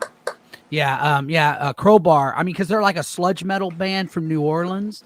Oh, nice. I write it down. And it's really cool what Kirk Winstein does with that song. But anyway, for me, it would start with the song that starts with John Bonham shouting, "We've done 4 already, but now we're steady." And then they went 1, 2, 3, 4. The Ocean. I love the song. It's, again, another killer closing track. But man, I honestly, again, it's like throwing a dart, guys. Like you mentioned, Jerry, the Rain song. The song remains the same. Over the Hills and Far Away. Oh my God. The Grunge. Dancing Days. Dire Maker or Deer Maker. Are you kidding me? I mean, it's a great record, man. So, but yeah, the Crunge, or not the Crunge. I mean, the Ocean. The Ocean for me. Yeah. What are you going with, Kate? So shout out Hypnosis. This is the cover. The cover is based on Childhood Ends by Arthur C. Clarke. I guess I should take this down then. Huh? It's the Giant's Causeway. That's what the pictures are on that. Yeah, you're safe on that one, Jerry. It's when you post the actual like full cover on Facebook. They don't like that. Little naked children, which shouldn't be a problem, but it is because people are gross. But that's Giant's Causeway in Ireland, all those big rocks that they're on. Yeah. And then the book, it's inspired by the book by Arthur C. Clarke. But I wanted to shout out Hypnosis. That's someone like, it's a group of a few people, but that group has done covers for freaking tons of bands, especially Psych, like especially Pink Floyd, obviously. Pink Floyd, yeah. This one's the last one on Just Atlantic before they start doing Swan Songs. So, and then Swan Songs put out by, like, distributed by Atlantic, but it's not their own label. This is the last one on Atlantic. But I'm gonna go with Mike on this one. That Ocean to close that album. I mean, that's just such a banger. It's such a ridiculous thing, and that's picking it over like Dire Maker, No Quarter, Dancing Days. I love Over the Hills and Far Away. That was my 50-50. It was either that or Ocean, and that was such a hard pick because I love that. I like all their like traveling songs and their like mystical, fun Lord of the Ringsy songs. So Shout out to Over the Hills and Far Away, but my pick on this one, when I re-listened to it, it was The Ocean. And I was like, man, I think this right now is my favorite Zeppelin album. It was always 4, and then listening to this all the way through again, I'm like, oh, man, this one, so many amazing Zeppelin songs are on this album. So this is my favorite for here and there. They switch. Yeah. Because that for a long time, 4 was my favorite. And then listening to this, and I'm like, shit, I like so many songs on this. And I like, not just like song, like love so many songs on this. So for this now, I think this is my favorite Zeppelin album. But that closing track, I mean, just what a banger of a closer on this one. Yeah, and there's so many different variations of music on this one. It's almost a genre bending. This one's so good. And then like the way you have like Dire Maker's almost like a reggae song, and then like Dancing Days, and just so many different things. And like especially the No Quarter on this is such a weird, I really dig this song obviously, but it's such a weird kind of construct, the way it progresses, if that makes sense. It's just a really bizarre progression, and then to not have like a super heavy part of it for it being a Zeppelin song, is that, I don't know, that's how I felt when I re-listened to this whole album. I was like, that's kind of a weird Zeppelin song, honestly, but so many good transitions in songs, and then so many different styles. This one, just listening to it all again, it just made such an impression on me this time, that and like I've said before in other shows, that I'm like, you could ask me again in a year and it'll be different. But right now I'm like, man, this is my favorite Zeppelin album. It was always 4, and now it's this. Like, damn, this has so many killer tracks, and this one's not as popular. Like, I would have thought this one would have been as popular or close to popular as 4, and it's not even by a third. Yeah. In sales anyway, but that's how everything rates everything, is how many albums sold. But this one's another Eddie Kramer mix. I mean, dude knows how to mix an album. He's so good. It's just so wild to think of all the stuff that he's done. But check out that No Quarter cover by Main Squeeze. And I got to see them live. That band is phenomenal. Every person in that band, the singer, keyboards, drums, guitarists, like all the dudes in that band, everyone is a master on their instrument. But that cover is like, they make it their own. It's such a good version. But I got to check out this Crowbar one that Mike said. I wrote it down. I'll listen to it after. Crowbar is the guy who's the main songwriter and singer. He's in Down. If you ever heard of them, with Phil. Okay, and yeah. Big bald dude, has the beard of doom. He's awesome. Nice. All right. Yeah, I'll check it out. Crowbar. All right, Mr. Al. What's the Scorsese? So I'm going with the John Paul Jones's epic, No Quarter. I love the song means the same version, when they've shown the fantasy sequence of him and badass, man. Yeah. Remember being a kid and my older brother taking me to midnight showings to that, and just being so mesmerized by like the whole band and Page and Jones, and during that song particularly, the atmosphere of that song just kind of was so mesmerizing, like as a kid watching it and hearing it, and it's like, I mean, the way they stretched it out, and jammed on it, and I do like Tool's take on that song. Actually, they did a kind of a cool, weird version of that. I don't know if you guys ever heard their take on it, but anyway, the Zeppelin one was just like my favorite. This is again, throw a dart at this album, but for me now, I'm going No Quarter. That's such an epic to me. I love the Zeppelin epics, man. I don't know why. Yeah. I guess because they're part of me as like a prog fan, so like I kind of like when Zeppelin goes a little prog there, But dude, it's a killer tune, man. You can't go wrong. you know. Yeah, so no quarter, man. That's my pick. Go ahead, Ann. Yeah, I almost went with No Quarter. I love that song, but I think I mentioned this a couple weeks ago about my favorite track on this album, and I'm going to stick with it. I love it. The song remains the same. The way that So they start good. off this album, they start off with an epic, and Hmm. it's an epic. Plant, Plant and Bonham. No, I'm sorry, Page and Bonham. Man, they are in sync on this track. They mess up this song, and it's fantastic. I love it. It's a mess towards the end, and it's a beautiful mess. Um, so that's what I'm going to go with. I'm going to go with this. The song remains the same. Nice. And also, just to mention a couple of other songs on this album, "Over the Hills and Far Away" was my favorite for a while, and Hmm. Fourth Quarter. And then I wanted to say that Stone Temple Pilots really did a really good cover of "Dancing Days." Yeah, they did. I mean, they really did a good Oh yeah, job. what was that concept album? That Zeppelin cover album? Encomium. Enconium. Yeah, That's it. like Yeah, I that. remember that one. Yeah, Hootie and the Blowfish. All kinds of weird bands on that one. Yeah. Oh yeah, yeah. It was a bunch of '90s alternative rock bands at that time. Yeah, you got Zeppelin. Yeah. It's Yeah, interesting how many bands do covers, obviously, but like homages and different things. And then all these guys, the stuff that they've played on, I never knew there's a Screamin' Lord Such Yeah. album that Bonham's Bonham. on.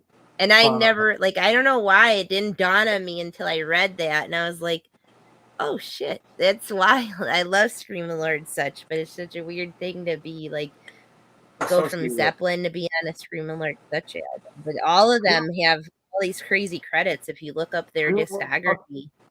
Screaming Lord Such was a pretty heavy band for the time, man. I love it. So weird. You know me and my spooky stuff. I love anything like that. Screamin' Jay Hawkins, Screamin' Lord Such, any weird spooky guys. Yep. all right. Physical Graffiti, the double album Two for it. right here. You got A two twofer. tracks to choose from. Jerry. Are we gonna do both of them at once, or Yeah, sure. Oops, sorry guys. dude? I know Mike mentioned Zeppelin 4 being their best. This is the best rock and roll album ever made, in my opinion. Sorry. I said objectively. I didn't say it was my favorite. A lot of people say there's fillers on this album. I don't think so. I think every song on here is great. But my first song is 10 Years Gone. Freaking one of the most emotional freaking killer tunes they have on that album, man. And that middle part where it gets, if you ever really need somebody. Fucking amazing. And that outro solo. Oh, man. And Plant singing, holding on, all that. Just, oh, man. This all fucking works. Brilliant tune. Love it. Probably my favorite Zeppelin song of all time. My second is In the Light. Wow. I mean, what can you say about that tune? Still atmospheric. Never did it live because they can never recreate the sound that John Paul Jones did in the studio. Yeah. I think Plant did it live a couple of times on his solo stuff, but other than that, one of the songs they never played live. Again, just another incredible tune off an incredible album, man. You know. What was your first one again? 10 Years Gone. 10 Years Gone. Okay. And then In the Light, right? Yep. Nice. Two great picks, man. Like I said, man, this album is from I mean, it's even the goofy stuff. Like, I don't want no tutti fruity, no. I mean, it's just awesome, you know. Yeah. Sick Another Again, back to heavy hitters.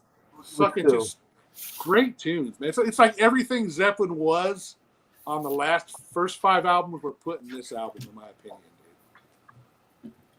Well, I'll take some of those albums too, so, you know. Yeah. All right, Metal Mike, which way are you going to go with this one? All right. Well, number one, this is my favorite Zeppelin album All besides right, there Zeppelin we go. 1. And, so there's that. And then, in fact, I just recently repurchased this record at the Rockin' Pod event. Oh, yeah? There was a guy, he was selling them vinyl, brand new vinyl, man, for I forget how much it was percentage off, but quite a bit. And there it was, man. Physical Graffiti, 180-gram vinyl. I was like, oh, baby, come here. Come to daddy. Come to daddy. Hey, not to cut you off, but there's some good vendors there, man. I got some good records there myself. Oh, yeah. So, yeah. But for me, I threw in My Time of Dying because it's just so fucking epic. It is. But again, it's one of those things where it's one of those albums where you could throw a dartboard and you can't really go wrong. Even like you said, the more rock, almost rockabilly stuff is still you great. can throw the old dartboard. Yeah. But it also features probably my favorite Led Zeppelin song of all time. And it's the one you picked, Jerry, 10 Years Gone. Oh, I man, absolutely love that song from beginning to end. I love how it starts off all nah, nah, nah, nah, nah. Then you hear Paul Jones in the second part. Boom, that boom, bass boom, coming boom. in, Yeah, I just love it, good. man. Yeah. All the way. And then how it just builds up. Just, yeah. And I love Plant's lyrics because apparently it was about a woman that he had a relationship where she kind of gave him an ultimatum: either you go for your dreams to be a musician, it's either me or the band. And he was like, well, baby, I love you, but I'm picking the band, you know. I'm gonna turn down millions of dollars. And I'm, as a music fan, I'm glad he did, man.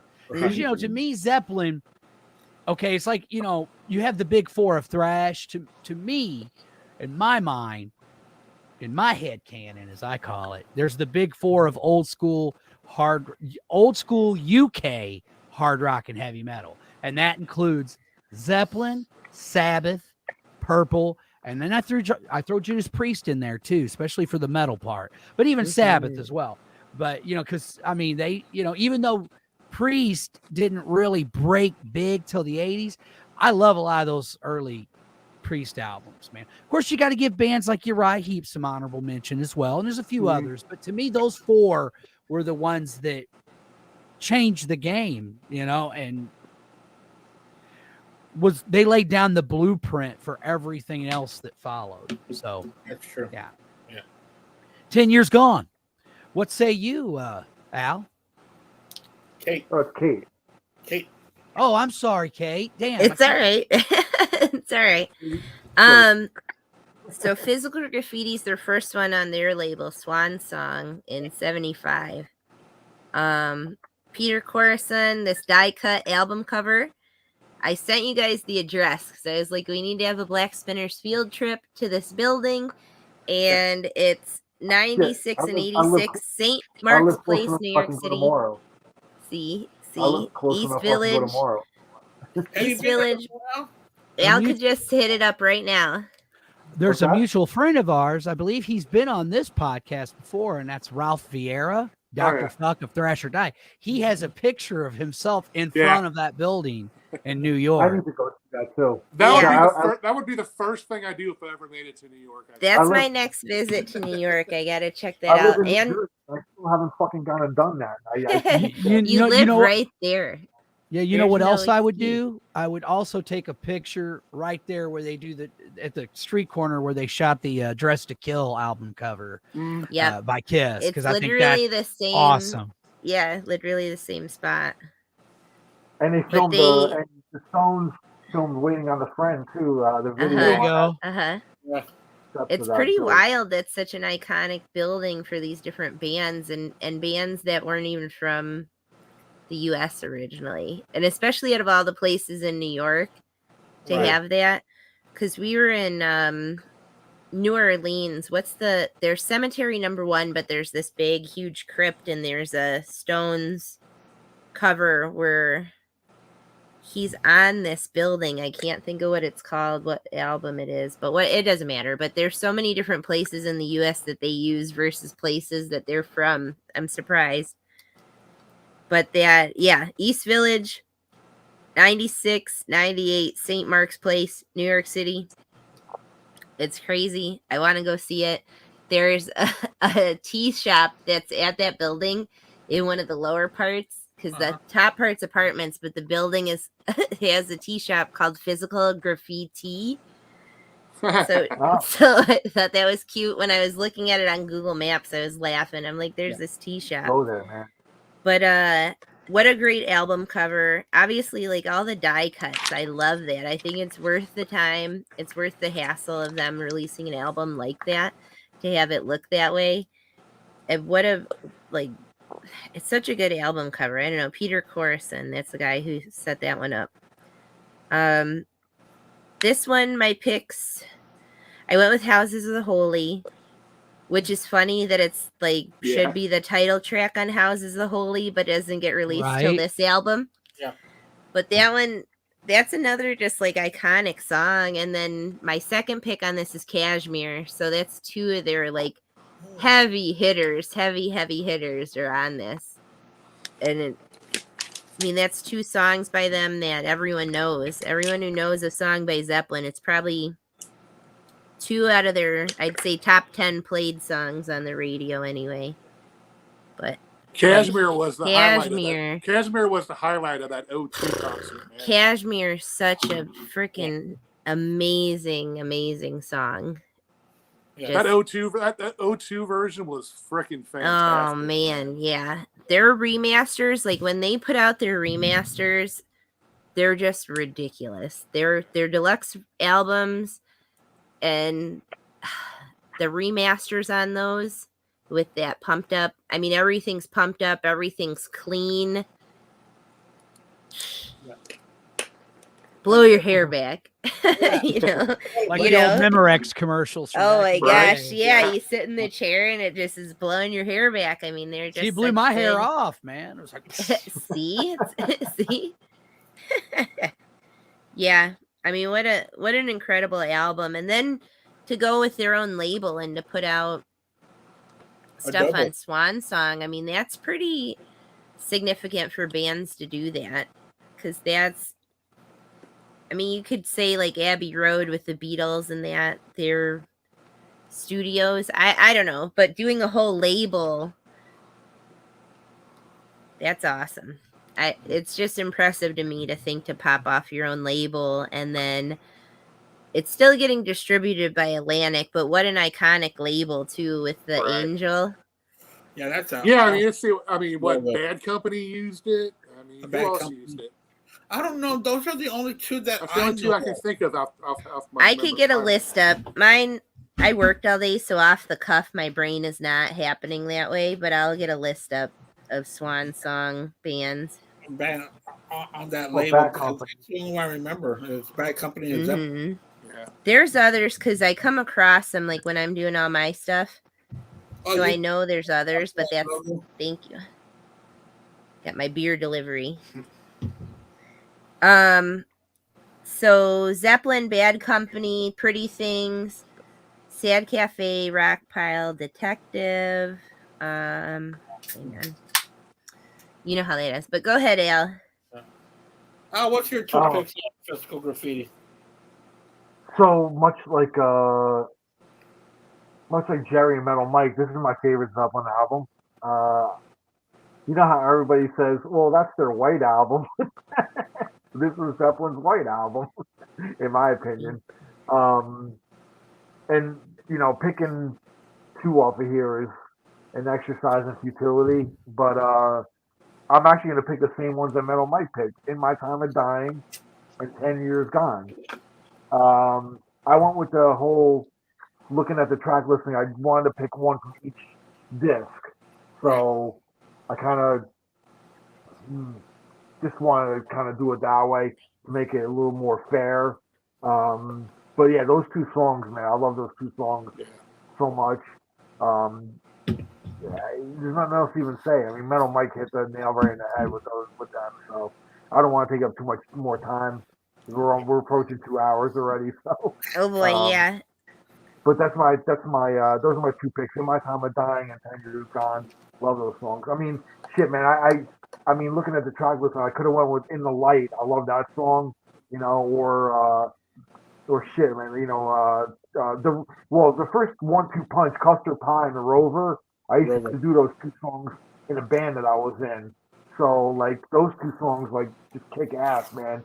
Like such a 1-2 punch in those, you know, songs. So I could have easily just picked those two songs, but I went with more epic ones, you know. So And I love the slide on that Page does on "In My Time of Dying," and all that stuff. Mhm.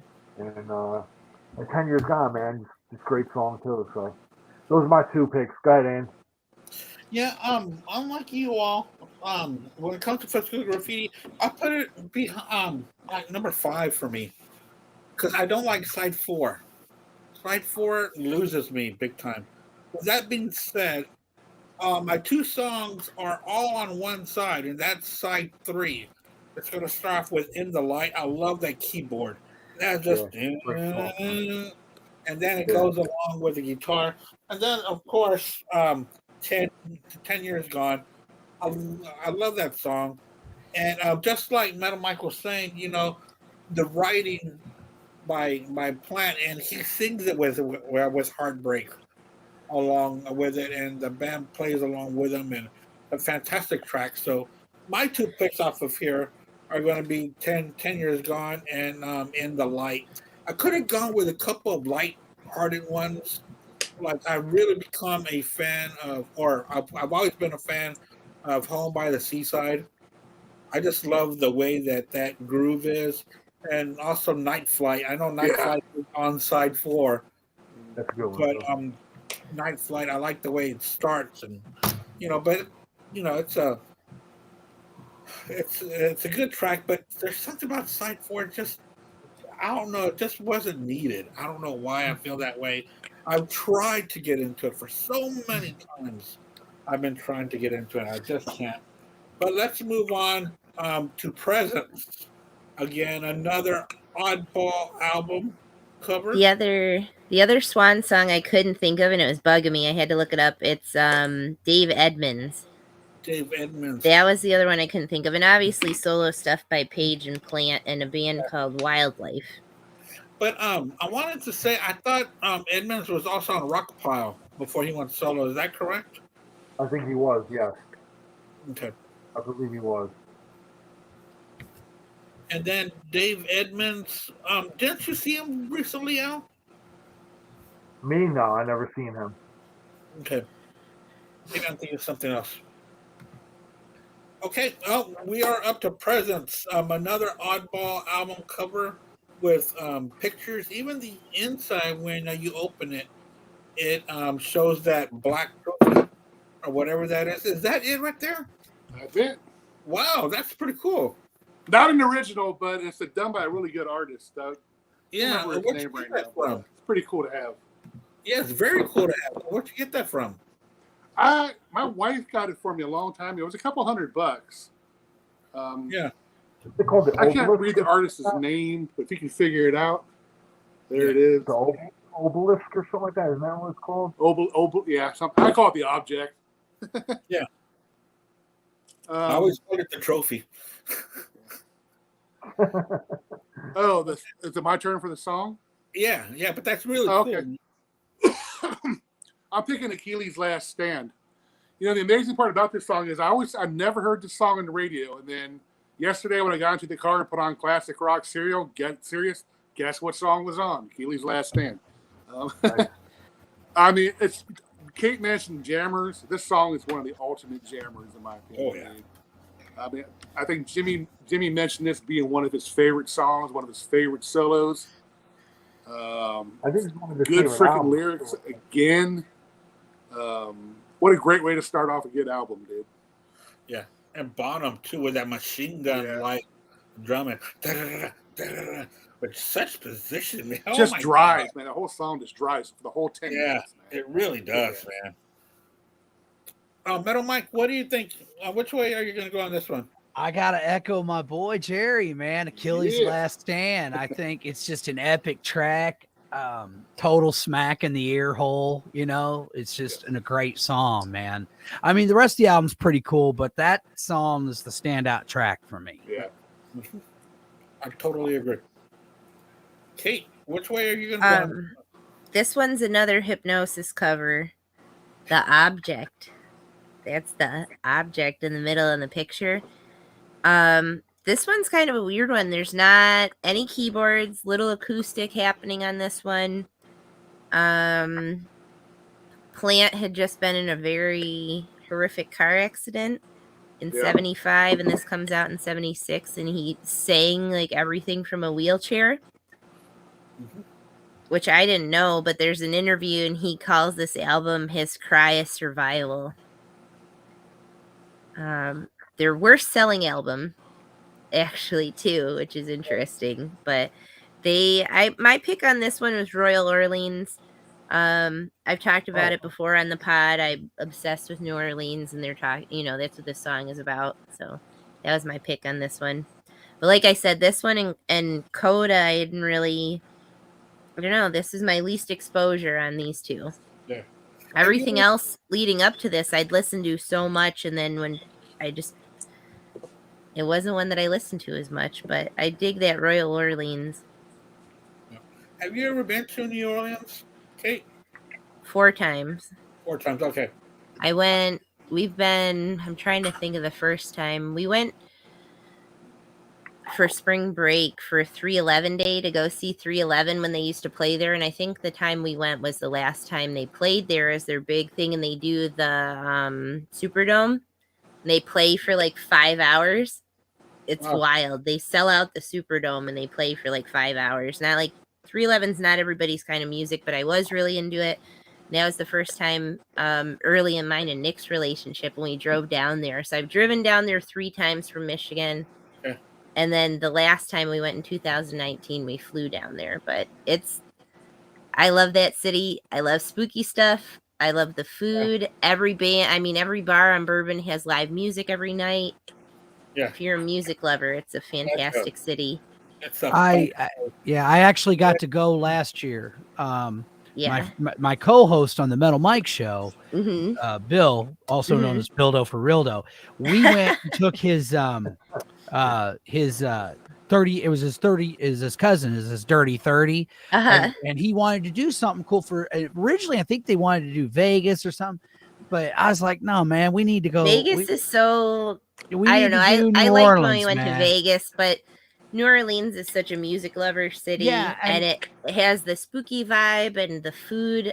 The food alone is worth the trip. Hell yeah, it is. It is. That's like a what was that reference? That movie, Almost Heroes. Did you guys ever see that? It was like Chris Farley's last movie. No.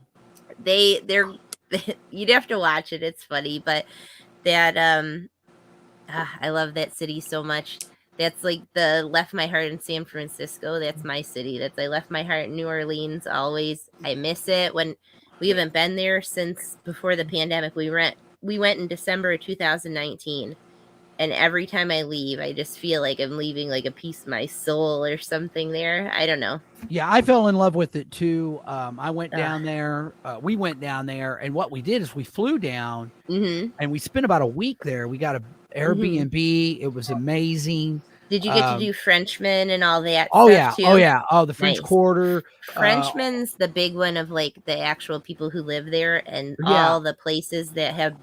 We did all the tours on the cemeteries and stuff. And it's all above ground, ain't it? They have all the cool like mausoleums and different things because you can't bury anyone. It's below the water table, so like you can't put a casket in the ground there. So that's why all of them are above ground. But that's the French style. I mean, if you go to France, if you go to Paris and go to Père Lachaise, like almost every single grave site there is in one of the mausoleums versus being buried. But it was just a really cool trip, and like I said, so we were there for about a week and ate all over, partied all over, just had an absolute blast. Yeah. And then if anybody hasn't been there, I tell them they have to go. And the second half of the trip, we drive to Memphis and check out Beale Street and all that, and Sun Records and the Rock and Soul Museum. And I'm a big music lover, so it was one of the best trips I've ever taken.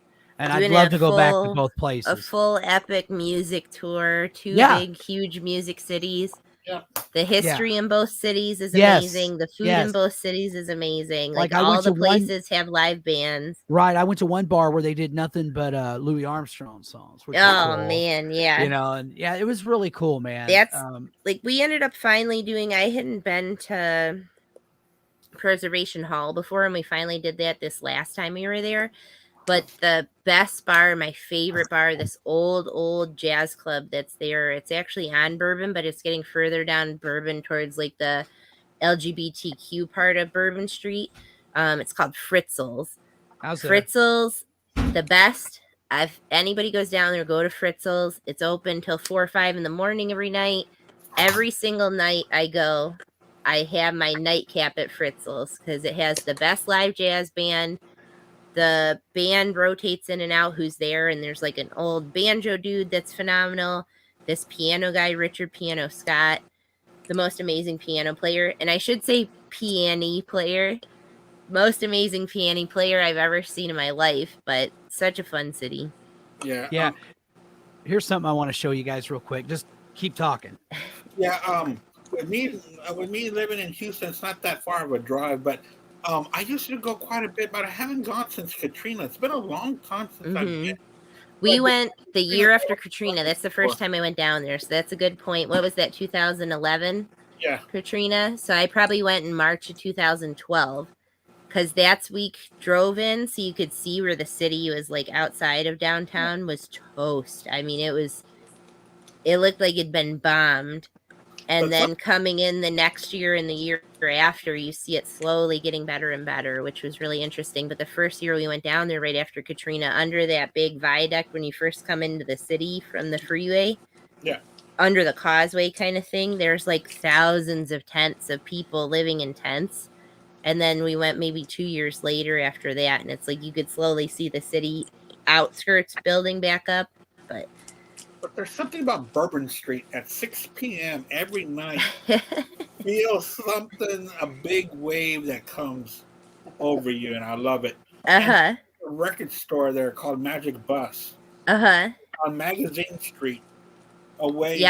Like you went one way to go to that Frizzles, and this was the other way. And there.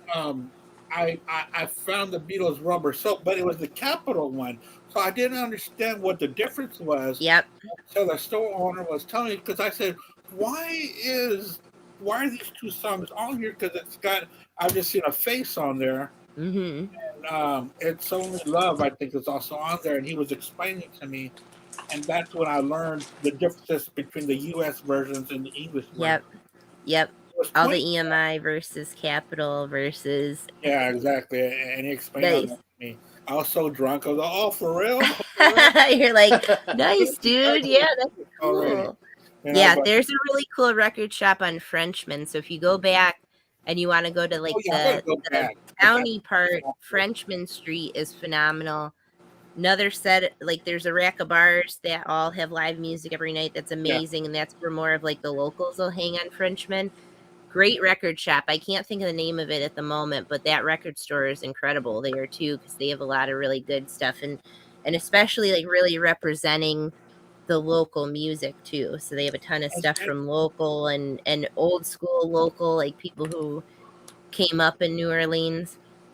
And there was this club that was there on Bourbon Street, and it was like downstairs, like inside of a basement, and it was weird because it was like this dark techno flashing lights, and it was just so weird. It was like it was like a place that didn't belong on Bourbon Street, but it was so packed in there. There's you can get into some adventures. That Fritzl's that I'm talking about, they have an upstairs, and their upstairs is billed as a vampire bar. It's not advertised. It's like a secret underground vampire bar. And I've never like gone up there because I'm always watching jazz bands at Fritzl's. But there's a good little tiny bar that's like a Zydeco bar called The Swamp. And the last time we were there, we're loaded. Nick and I are there. We're loaded. And then the guy's like, I'm tired of drumming. Who wants to drum? Nick puts his hand up and they get him on stage. So he's playing a set with the guys. Like, so funny. You never know what's going to happen. It's a wild city. And then the next morning, you're walking around Bourbon Street because it starts all over again, like at 10 in the morning. I mean, these bars are starting, the music's up. You're like, dude. I mean, they were the first shift, second shift, third shift. I mean, it just never ends. Already starting in. It's just a magical place, man. And you're at Bourbon and Go Canal, back and the there. Crystal there is open 24 hours a day.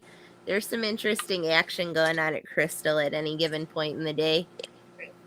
And there Yeah, I was a- got this interesting. Oh, I'm sorry, Andy. Go ahead. no, please I go got ahead. this interesting, what I call souvenir from New Orleans, because my very first night there, I proceeded to get annihilated, man. Because a lot of the drinks they I've been give you, there. they sneak up on you, man. You're They're thinking, oh, it tastes so good. Next thing I you don't know, think it's actual alcohol. I think it's right. You're walking around going, you're just out of it, They're right? slipping you Mickeys. And there was turpentine. one of the first bars we went to was this place called the Honky Tonk, which was country music. Which, Yep. and I've there been was in this there. gal that played there named Kim Carson, sweet as could be, man. And one of them told them about me. So she's like, oh, looks like we got a couple of metalheads in the audience. So she gave me a shout out. Well, as the night progressed, man, and we're walking up and down, eventually we get back to the Honky Tonk, and I was so tired and so out of it that I kept almost like I was passing out at the bar, and one of the bouncers wanted to bounce me out of there because of it. But Kim sticks the bartender, up for you. Kim and the bartender was like, no, leave him alone, man. He's a good guy. And the bartender gave me this pillow. She gave me this pillow. And I literally, and there's a picture of me sleeping on the pillow on the bar, and it says Happy Mardi Gras. It was nice. So it was very sweet of her. And I was like, yeah, Kim, I know who that is. I follow her on Facebook. Me We've seen her too. a couple times. One of the Tropical Isles, the place that sells the hand grenades, because there's like 4 of those bars. Yes. We saw her, and the guy who played fiddle for her is like a world champion fiddle player. Mm-hmm. Yeah, they were good. We watched them a couple nights the last time we were down there. That's when I found Kim Carson. Yeah. So she's great. She's a lot of fun. I've become Facebook friends with her, and I'm wanting to interview her for the podcast. Oh, that'd be awesome. Even though she's, like I told her, I'm like, I do a metal station. I'm like, but you do outlaw country, and to me, that counts. I feel like that's metal. like the precursor to getting into metal. All the outlaw guys. Yeah, but look at my shirt, man. Walking down the street, they're giving you hand grenades and cherry. Oh yeah, I love ingrained in my psyche is hand grenades, the most powerful drink in New Orleans, because they keep playing that over and over at all the bars. Things and you don't have to stay at the bar. You just pick it up. You just keep going and. Oh, I know. The second time I came there, I bought a fish no bowl. other place, and I would. Literally a fishbowl that you hang around your neck and you get it refilled with Hurricane. That's awesome. Yeah, and I would definitely pick that over Vegas any day of the week. It's so much more fun. Vegas was fun the one time because we got to see like the Beatles loved Cirque du Soleil and did all the towny stuff. But I'm like, I would go to New Orleans 10 times more before I'd go back to Vegas. Oh, for sure. I've been to Vegas and it was cool, but New Orleans is awesome. Memphis was amazing. But I went to Memphis. I've never been there. And on Bill Street, we went to a club called Jerry Lee's. And when Jerry Lee Lewis was alive, he was known to stop in. So my wife and I were excited, thinking he might stop. Yeah. But that's like when you're in Chicago, when you go to Buddy Guy's, he could just show up. Yeah. But that's so cool. Sun Records. It's so cool to go to Sun Records, to go inside the actual recording studio and just be there in that. Oh, I know. It was amazing. I want to do Sun so bad. I've never been there. Oh, you got to go. Okay, you got to go. And Stack was almost the same thing where it's now a museum, but you're able to go inside the studios where like Booker T and the MGs and Stax would be ridiculous. Awesome. Yeah. If you guys come to Detroit, you guys got to hit me up because that Third Man pressing plant, and they'll do live recordings and stuff there. Seeing that Third Man plant and doing the back set tour of that. Yeah. I mean, it's just so cool to see actual records getting pressed. Yeah. I went there before. So fun. I went to Third Man Records there. Yeah. In Detroit before I met you. It's amazing. Yeah. Yeah, it really is. And they've also got that phone booth. Recording a whole album. Their recording booth. And they have like a new like Sun Records thing. So they have like a Sun Records setup and they have some stuff. And they have those what are those machines? The Moldorama. Do you know what I'm talking about? Those like molding machines. They have one of those in there with the big bubble glass. Yeah, so fun. And it was broken, but you were able to record a song on vinyl. Right. Whatever song you wanted and sang on vinyl, they'll give you your own copy. But so much fun. Moving on. I know we derailed a lot. Sorry about that, Al. Presents. What's your favorite for Presents? Sorry about that. Oh no, it's all right, man. I'm going with Achilles' Last Stand, the opening track, man. Just fucking complete epic. It's got that. I know there's earlier songs that incorporate the gallop that would eventually become like Iron Maiden trademark, whatever. But this has got that gallop, man. That that a lot of those later songs would adopt, like Maiden and Priest and shit like that. So, but yeah, man. I mean, this is just a total driving track, man. It just never lets up, and Bonham is just like a beast on this, man. It's fucking like how do you do it, man? How do you do it for like 10 minutes, man? You know what I mean? So, but he's just a force of nature. So, but I'm not gonna dwell too much on it. Achilles' Last Stand, just such an epic opening track, man. Like as most Zeppelin albums start off, with a bang. You can either be epic or quick song or whatever, but this is to me this is the highlight of the album, like Jerry said. This is the centerpiece, if you will. So that's my pick. Yeah, I think it's gonna be 4-1 because I'm also gonna go with Achilles' Last Stand. I remember the first time I heard it, it blew me away. I felt the same way that I felt the first time I heard "Child in Time" by Deep Purple. Just blown away by everything. It's like, and the track that everybody associates this with is "Nobody's Fault" but mine, which is okay. But man, Achilles' Last Stand is just a killer track. Love it so much. All right, let's move on to "In Through the Outdoor." That album, I've got the it comes in different album covers, but I do have the one that has the paper bag and it goes inside. It's pretty cool, actually. I got it right here. Paper bag has gotten a little torn. Yeah, I don't have the paper bag one. I got the one without. It's gotten a little torn. Mm-hmm. But it's pretty cool still. And then you take it out, and what's pretty cool is that the inside of it, it's like watercolor, where you can watercolor and paint it, which I've of course I do. Yep. Yeah, I know. It's like all the great album covers, and then you got one that comes in a paper bag. Well, another thing that's interesting about that is there's actually different versions of the cover because I have a story about it. Yeah, go ahead. You know no, what? you're good. You can talk if you know about it.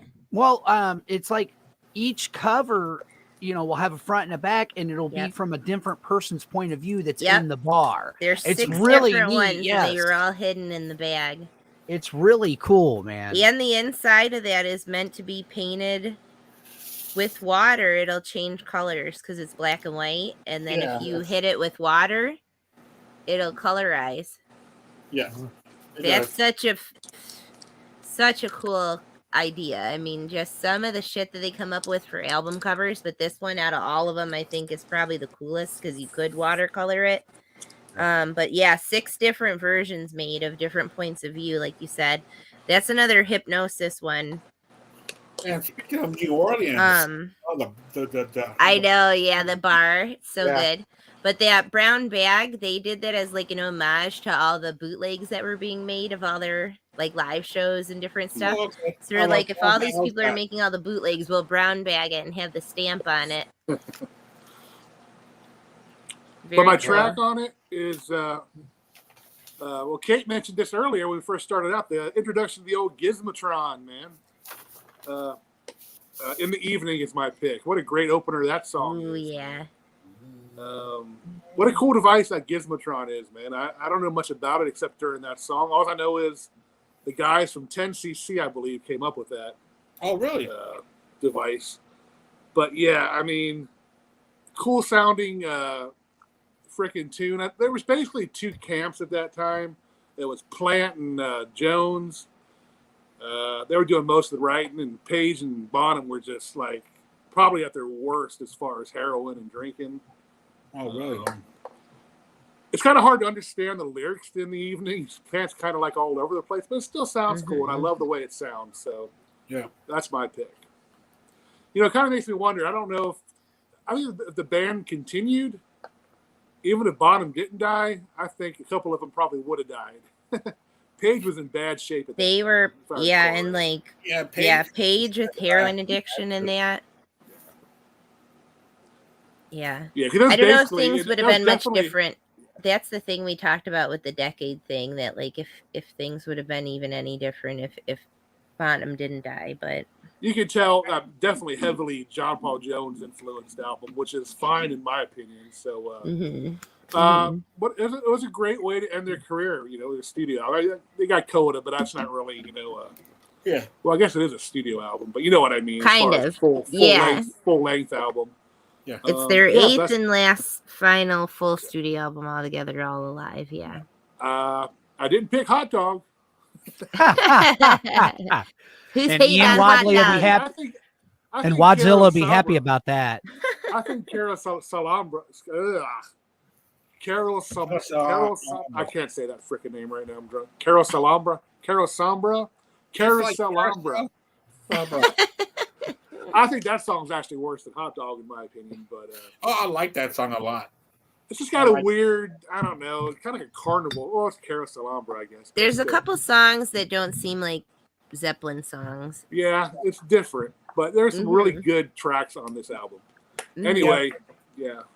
But I like this album a lot more now than I did when I first started listening to it. I really enjoy In Through the Outdoor more now. All right, Metal Mike, you're up on this album.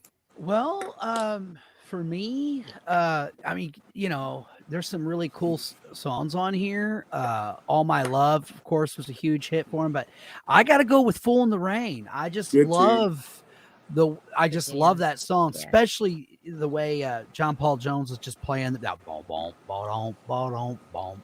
It's just a really, really cool song.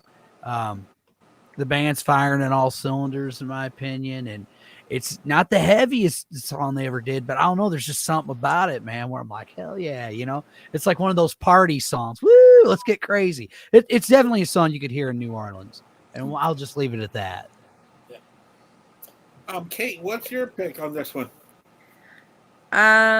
This one I went with a mellow one, and I didn't know the story behind this until I was reading all about this album. But like I said, 8th and final studio album with all them alive. Storm Thorgerson is the cover artist. Hypnosis, like I said, and all the 6 different album covers. But this one, I went with All My Love. The story behind it, that Robert Plant's son dies at 5 years old of a stomach virus. And he's home, and Plant is on tour in the U.S., so you can imagine the kind of feeling that would happen to you if that happened.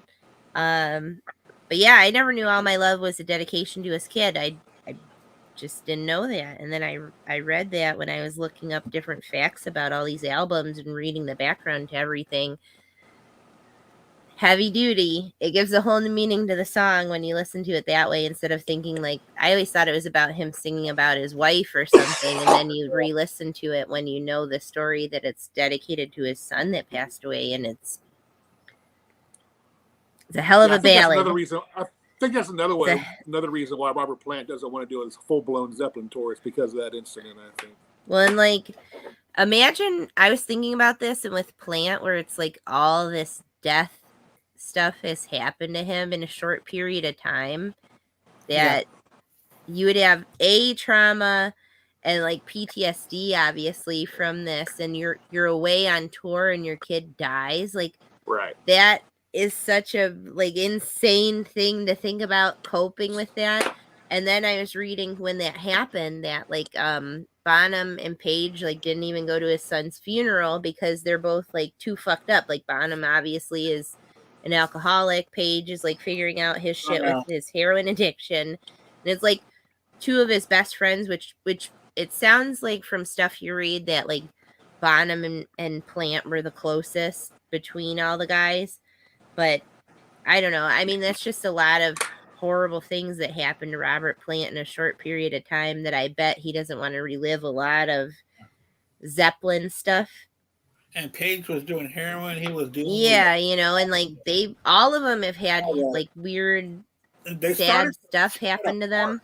Actually, just like the Beatles did, they just started going different directions. Yeah, and that's like I said with all that stuff where you're growing up, you're getting into being 30s, and 30s you're settling down and you want a family and a wife and all of that's going on, and then this happens to him and not long after this album pops off that Bonham himself dies. Like that's a heavy year for them. It's a really sad year for them. And then when Bonham died was December 3rd? 4th, 1980. Yeah. And then Lennon dies 4 days later. I know. Like, what the heck? What was going on in rock music? I never put two and two together like that. That's true. Yeah. Fuck. Yeah, not long after. And Bonham's 32. Like, I think about that. I'm 35 now. And thinking about being 32. Yeah. And especially an aspiration death, which is really sad, where it's like, I was reading, because I didn't know much about it. Like, I knew when he died, and I knew everything, and I knew it was, like, related to his alcoholism. But it's like, oh, he was at breakfast and drank 14 shots. And then he goes to record in the studio, and he's too fucked up, so they put him to bed. And it's like, by the time they put him to bed, he'd had, like, 40 shots. Jeez. So, like, a liter of booze. And they put him to bed on his side, and they were trying to be careful because they were worried about it. And then he still has a pulmonary aspiration.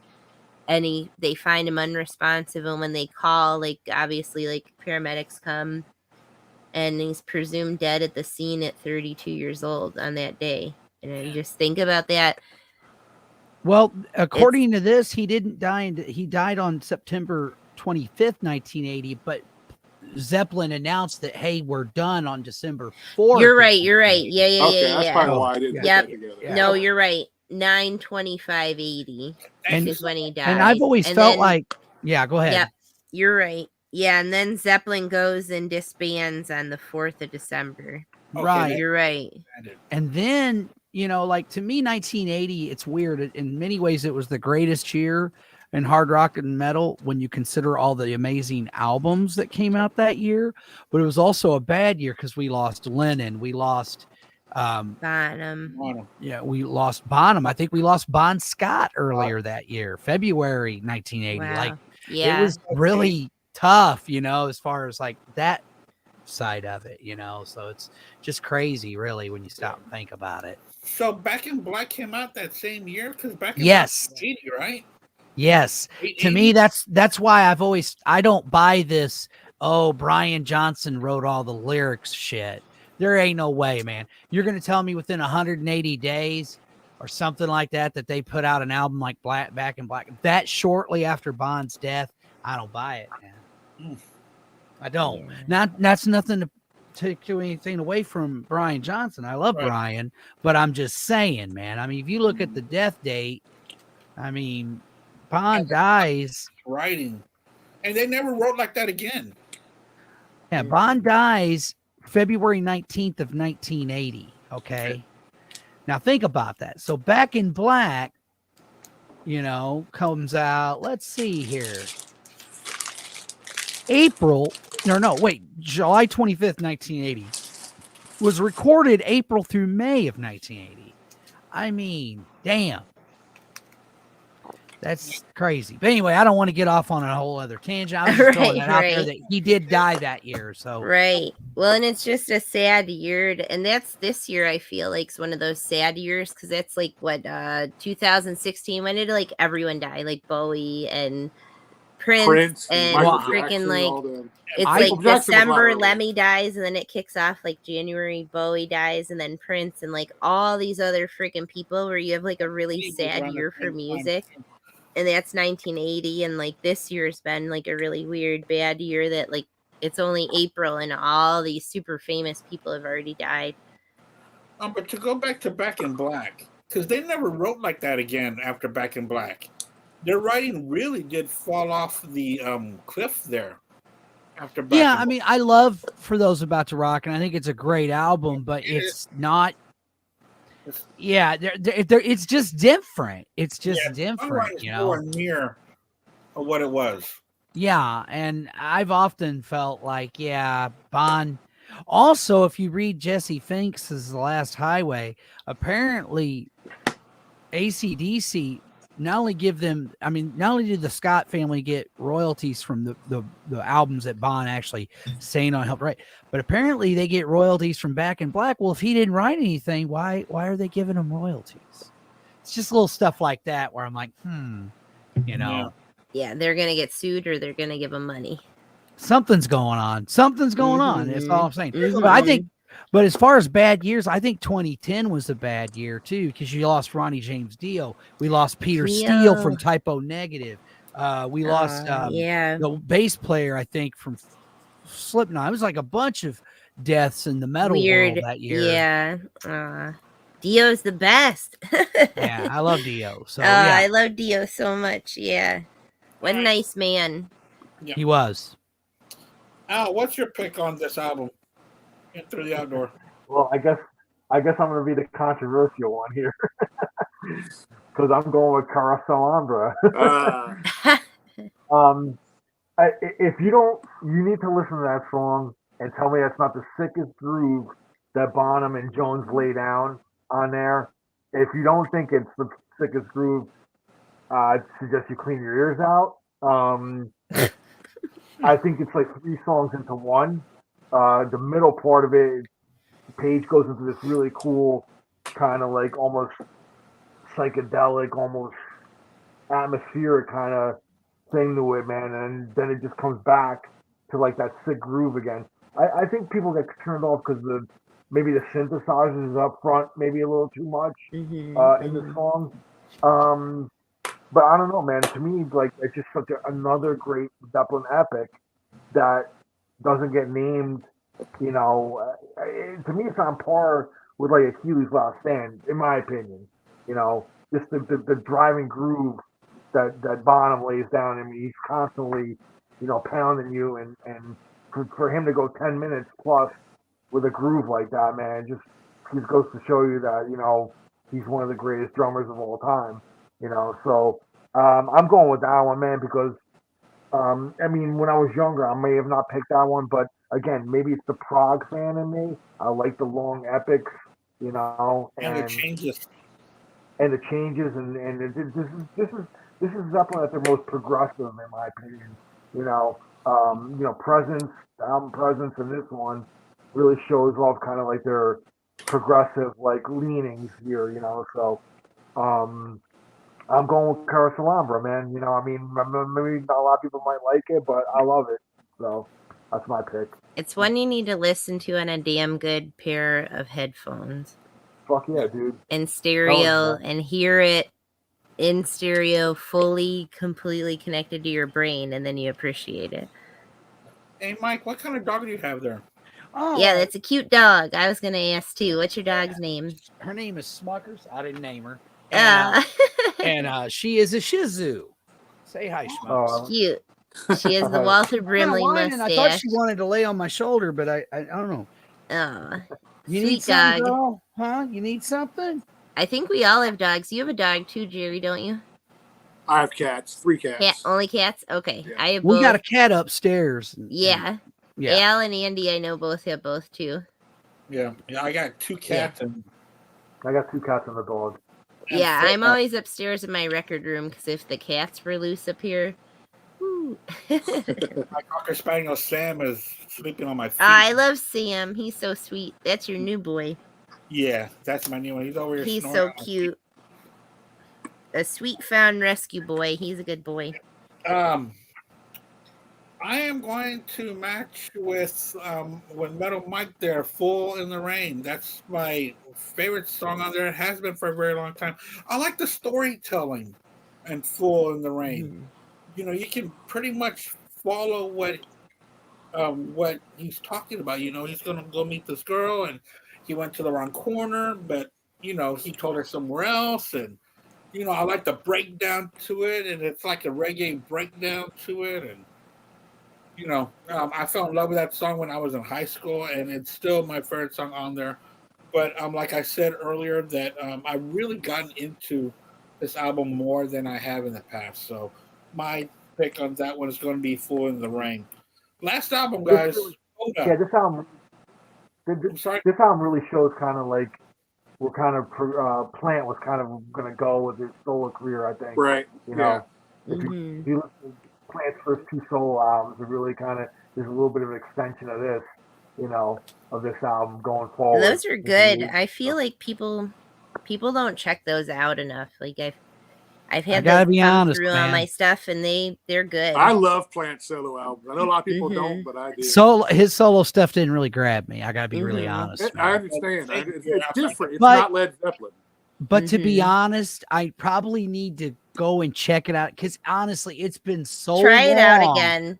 And 'cause I'm they- older, and I'm, you know, I probably would appreciate it more. But as a Right. kid, I was like, "What is this? This isn't," you know. I mean, check you it know, out again because they've come through. Like I buy and sell stuff, so coming through those through buying different collections that Cool. I've had, they're so good. You need to check them Yeah, out again. And Okay, I will. I love his stuff with Alison Krauss and that. Like I feel like his later stuff is so good still, and it's totally different. Obviously, it's definitely not anything like I mean, Zeppelin, well, look, but let's be honest. It's not like Robert Plant Yeah. needs my approval to get through life. You know, he's No, fucking Robert I think Plant. he's got it you know? Yeah, he's covered, gonna call right? us up Right, for yeah, approval, so- yeah. I don't think he's gonna be like, "Oh no, Metal Mike doesn't like my solo stuff." I Right. don't think he's gonna Check give a out fuck. that Plant I'll- and Krauss album, so Yeah. Yeah. good, I'll and check that it I out, think man. I'll check out his the other stuff too. His 'cause first like I couple said, solos are really good. it's been a long time, but I think at the time I was expecting it more like, well, kind of like when Ozzy did his Right. thing, and when Dio Well, when did his Ozzy thing, it splits was off Sabbath, it's still Sabbathy, Part- and it's still Metal- Ozzy, which like right. And then you Yeah. got Sabbath doing what they're doing, you know, what I call the Yeah. Heaven and Hell version of the band, which was awesome. yeah. Well, Dio is- like that's is some a- of my favorite Sabbath is that one, so I'll Yeah. always say that. Well, but it's To me, there's Yeah. only one Black Sabbath, but I love the Sabbath family tree, and I love Right. Heaven and Hell. I love Right. that record. I love that band. I not- mean, when they got back together, they called themselves Heaven and Hell. I right. love them. I love Born Again. So you know, Good album.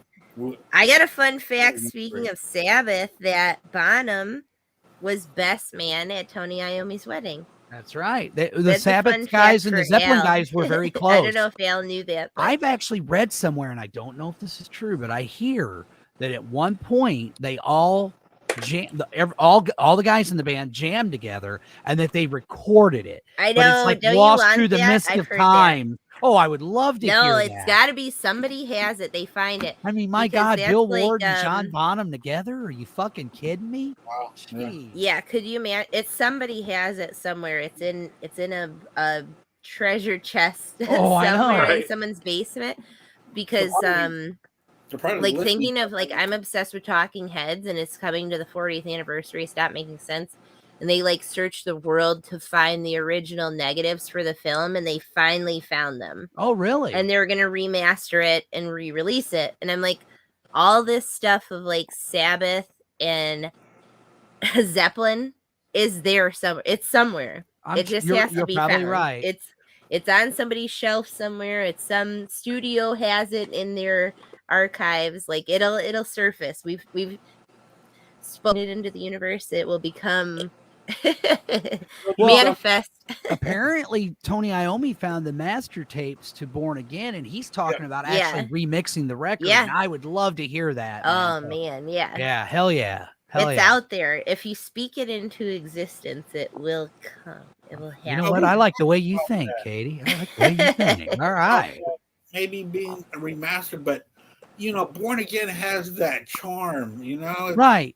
It sounds Well, like nothing else. as long as they don't pull a thing where, okay, this is the new version, but you can't get the other version anymore. I don't care. About Yeah, I that. hate when they lock stuff away in like the vaults or whatever they want to call And that. Like, and you're gonna just listen to this version from now on. Yeah, That's no, when no, I go, no. huh? No, that no, ain't no, right. no. We need both. We want the Exactly. OG because it's familiar and comforting. We want the OG, but we want to hear this remastered too.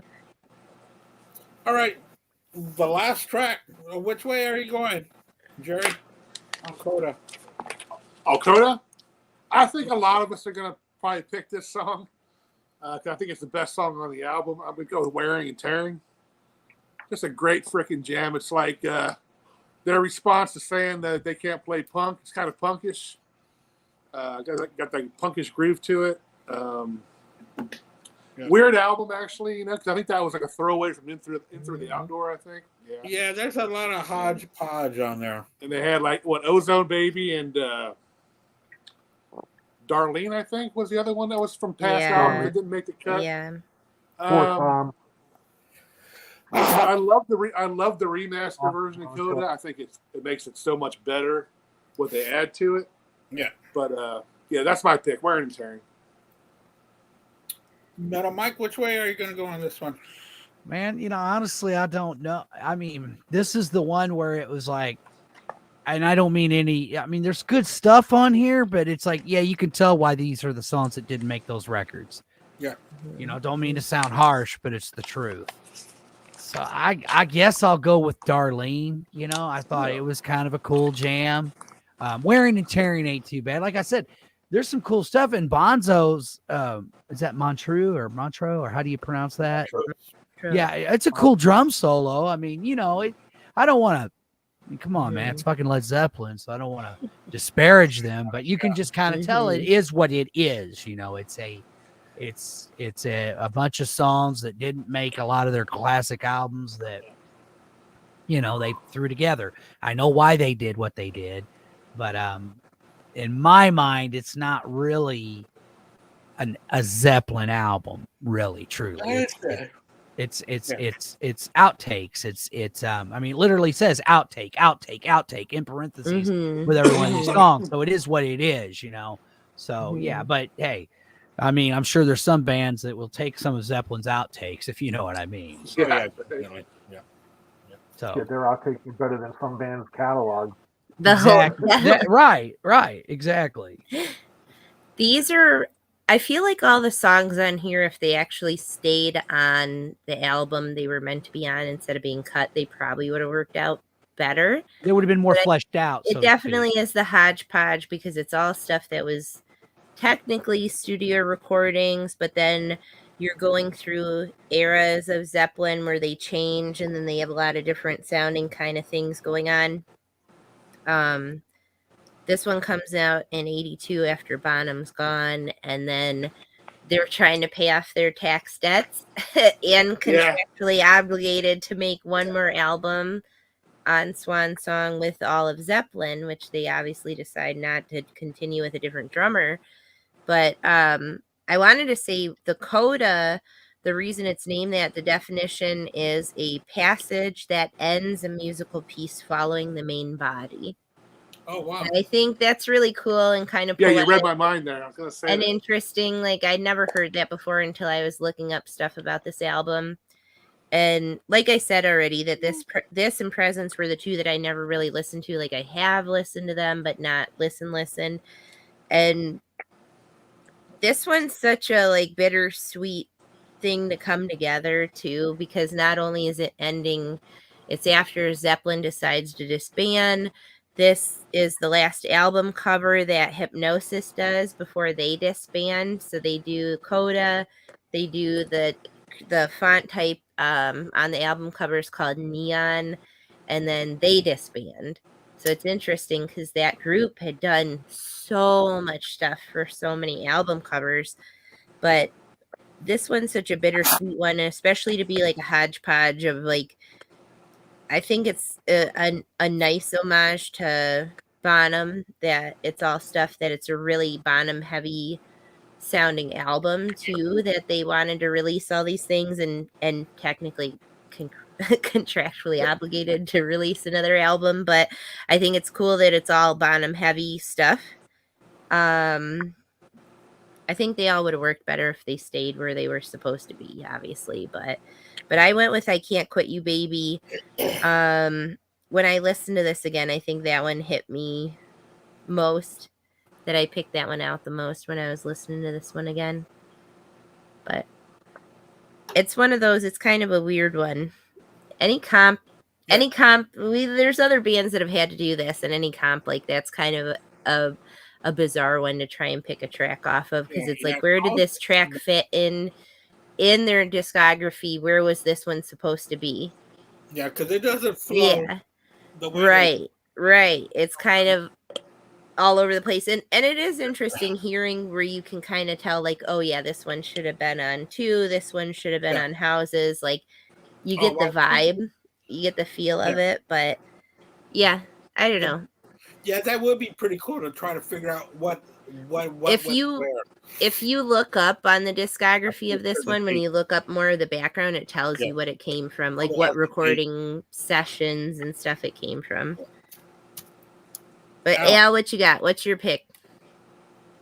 I'm going with Wearing and Tearing. The reason I picked this song, I remember when I graduated high school in 1990, I remember MTV aired a Nebworth concert. It was a Nebworth concert in 1990. Pink Floyd was on it, a bunch of other, I think like Dire Straits was on it. Robert Plant played on it, and actually Jimmy Page came out and they played this song together. And I remember, wow, I was kind of blown away, like watching them play it live, because Zeppelin never played this song live, obviously. But it was cool to see Plant and Page on stage playing it. So I kind of revisited. I remember revisiting Coda and really going back and listening to that song a lot after, like seeing that performance, and like like Jerry said, it was like kind of like their kind of answer to like punk rock, had that punk energy and drive to it.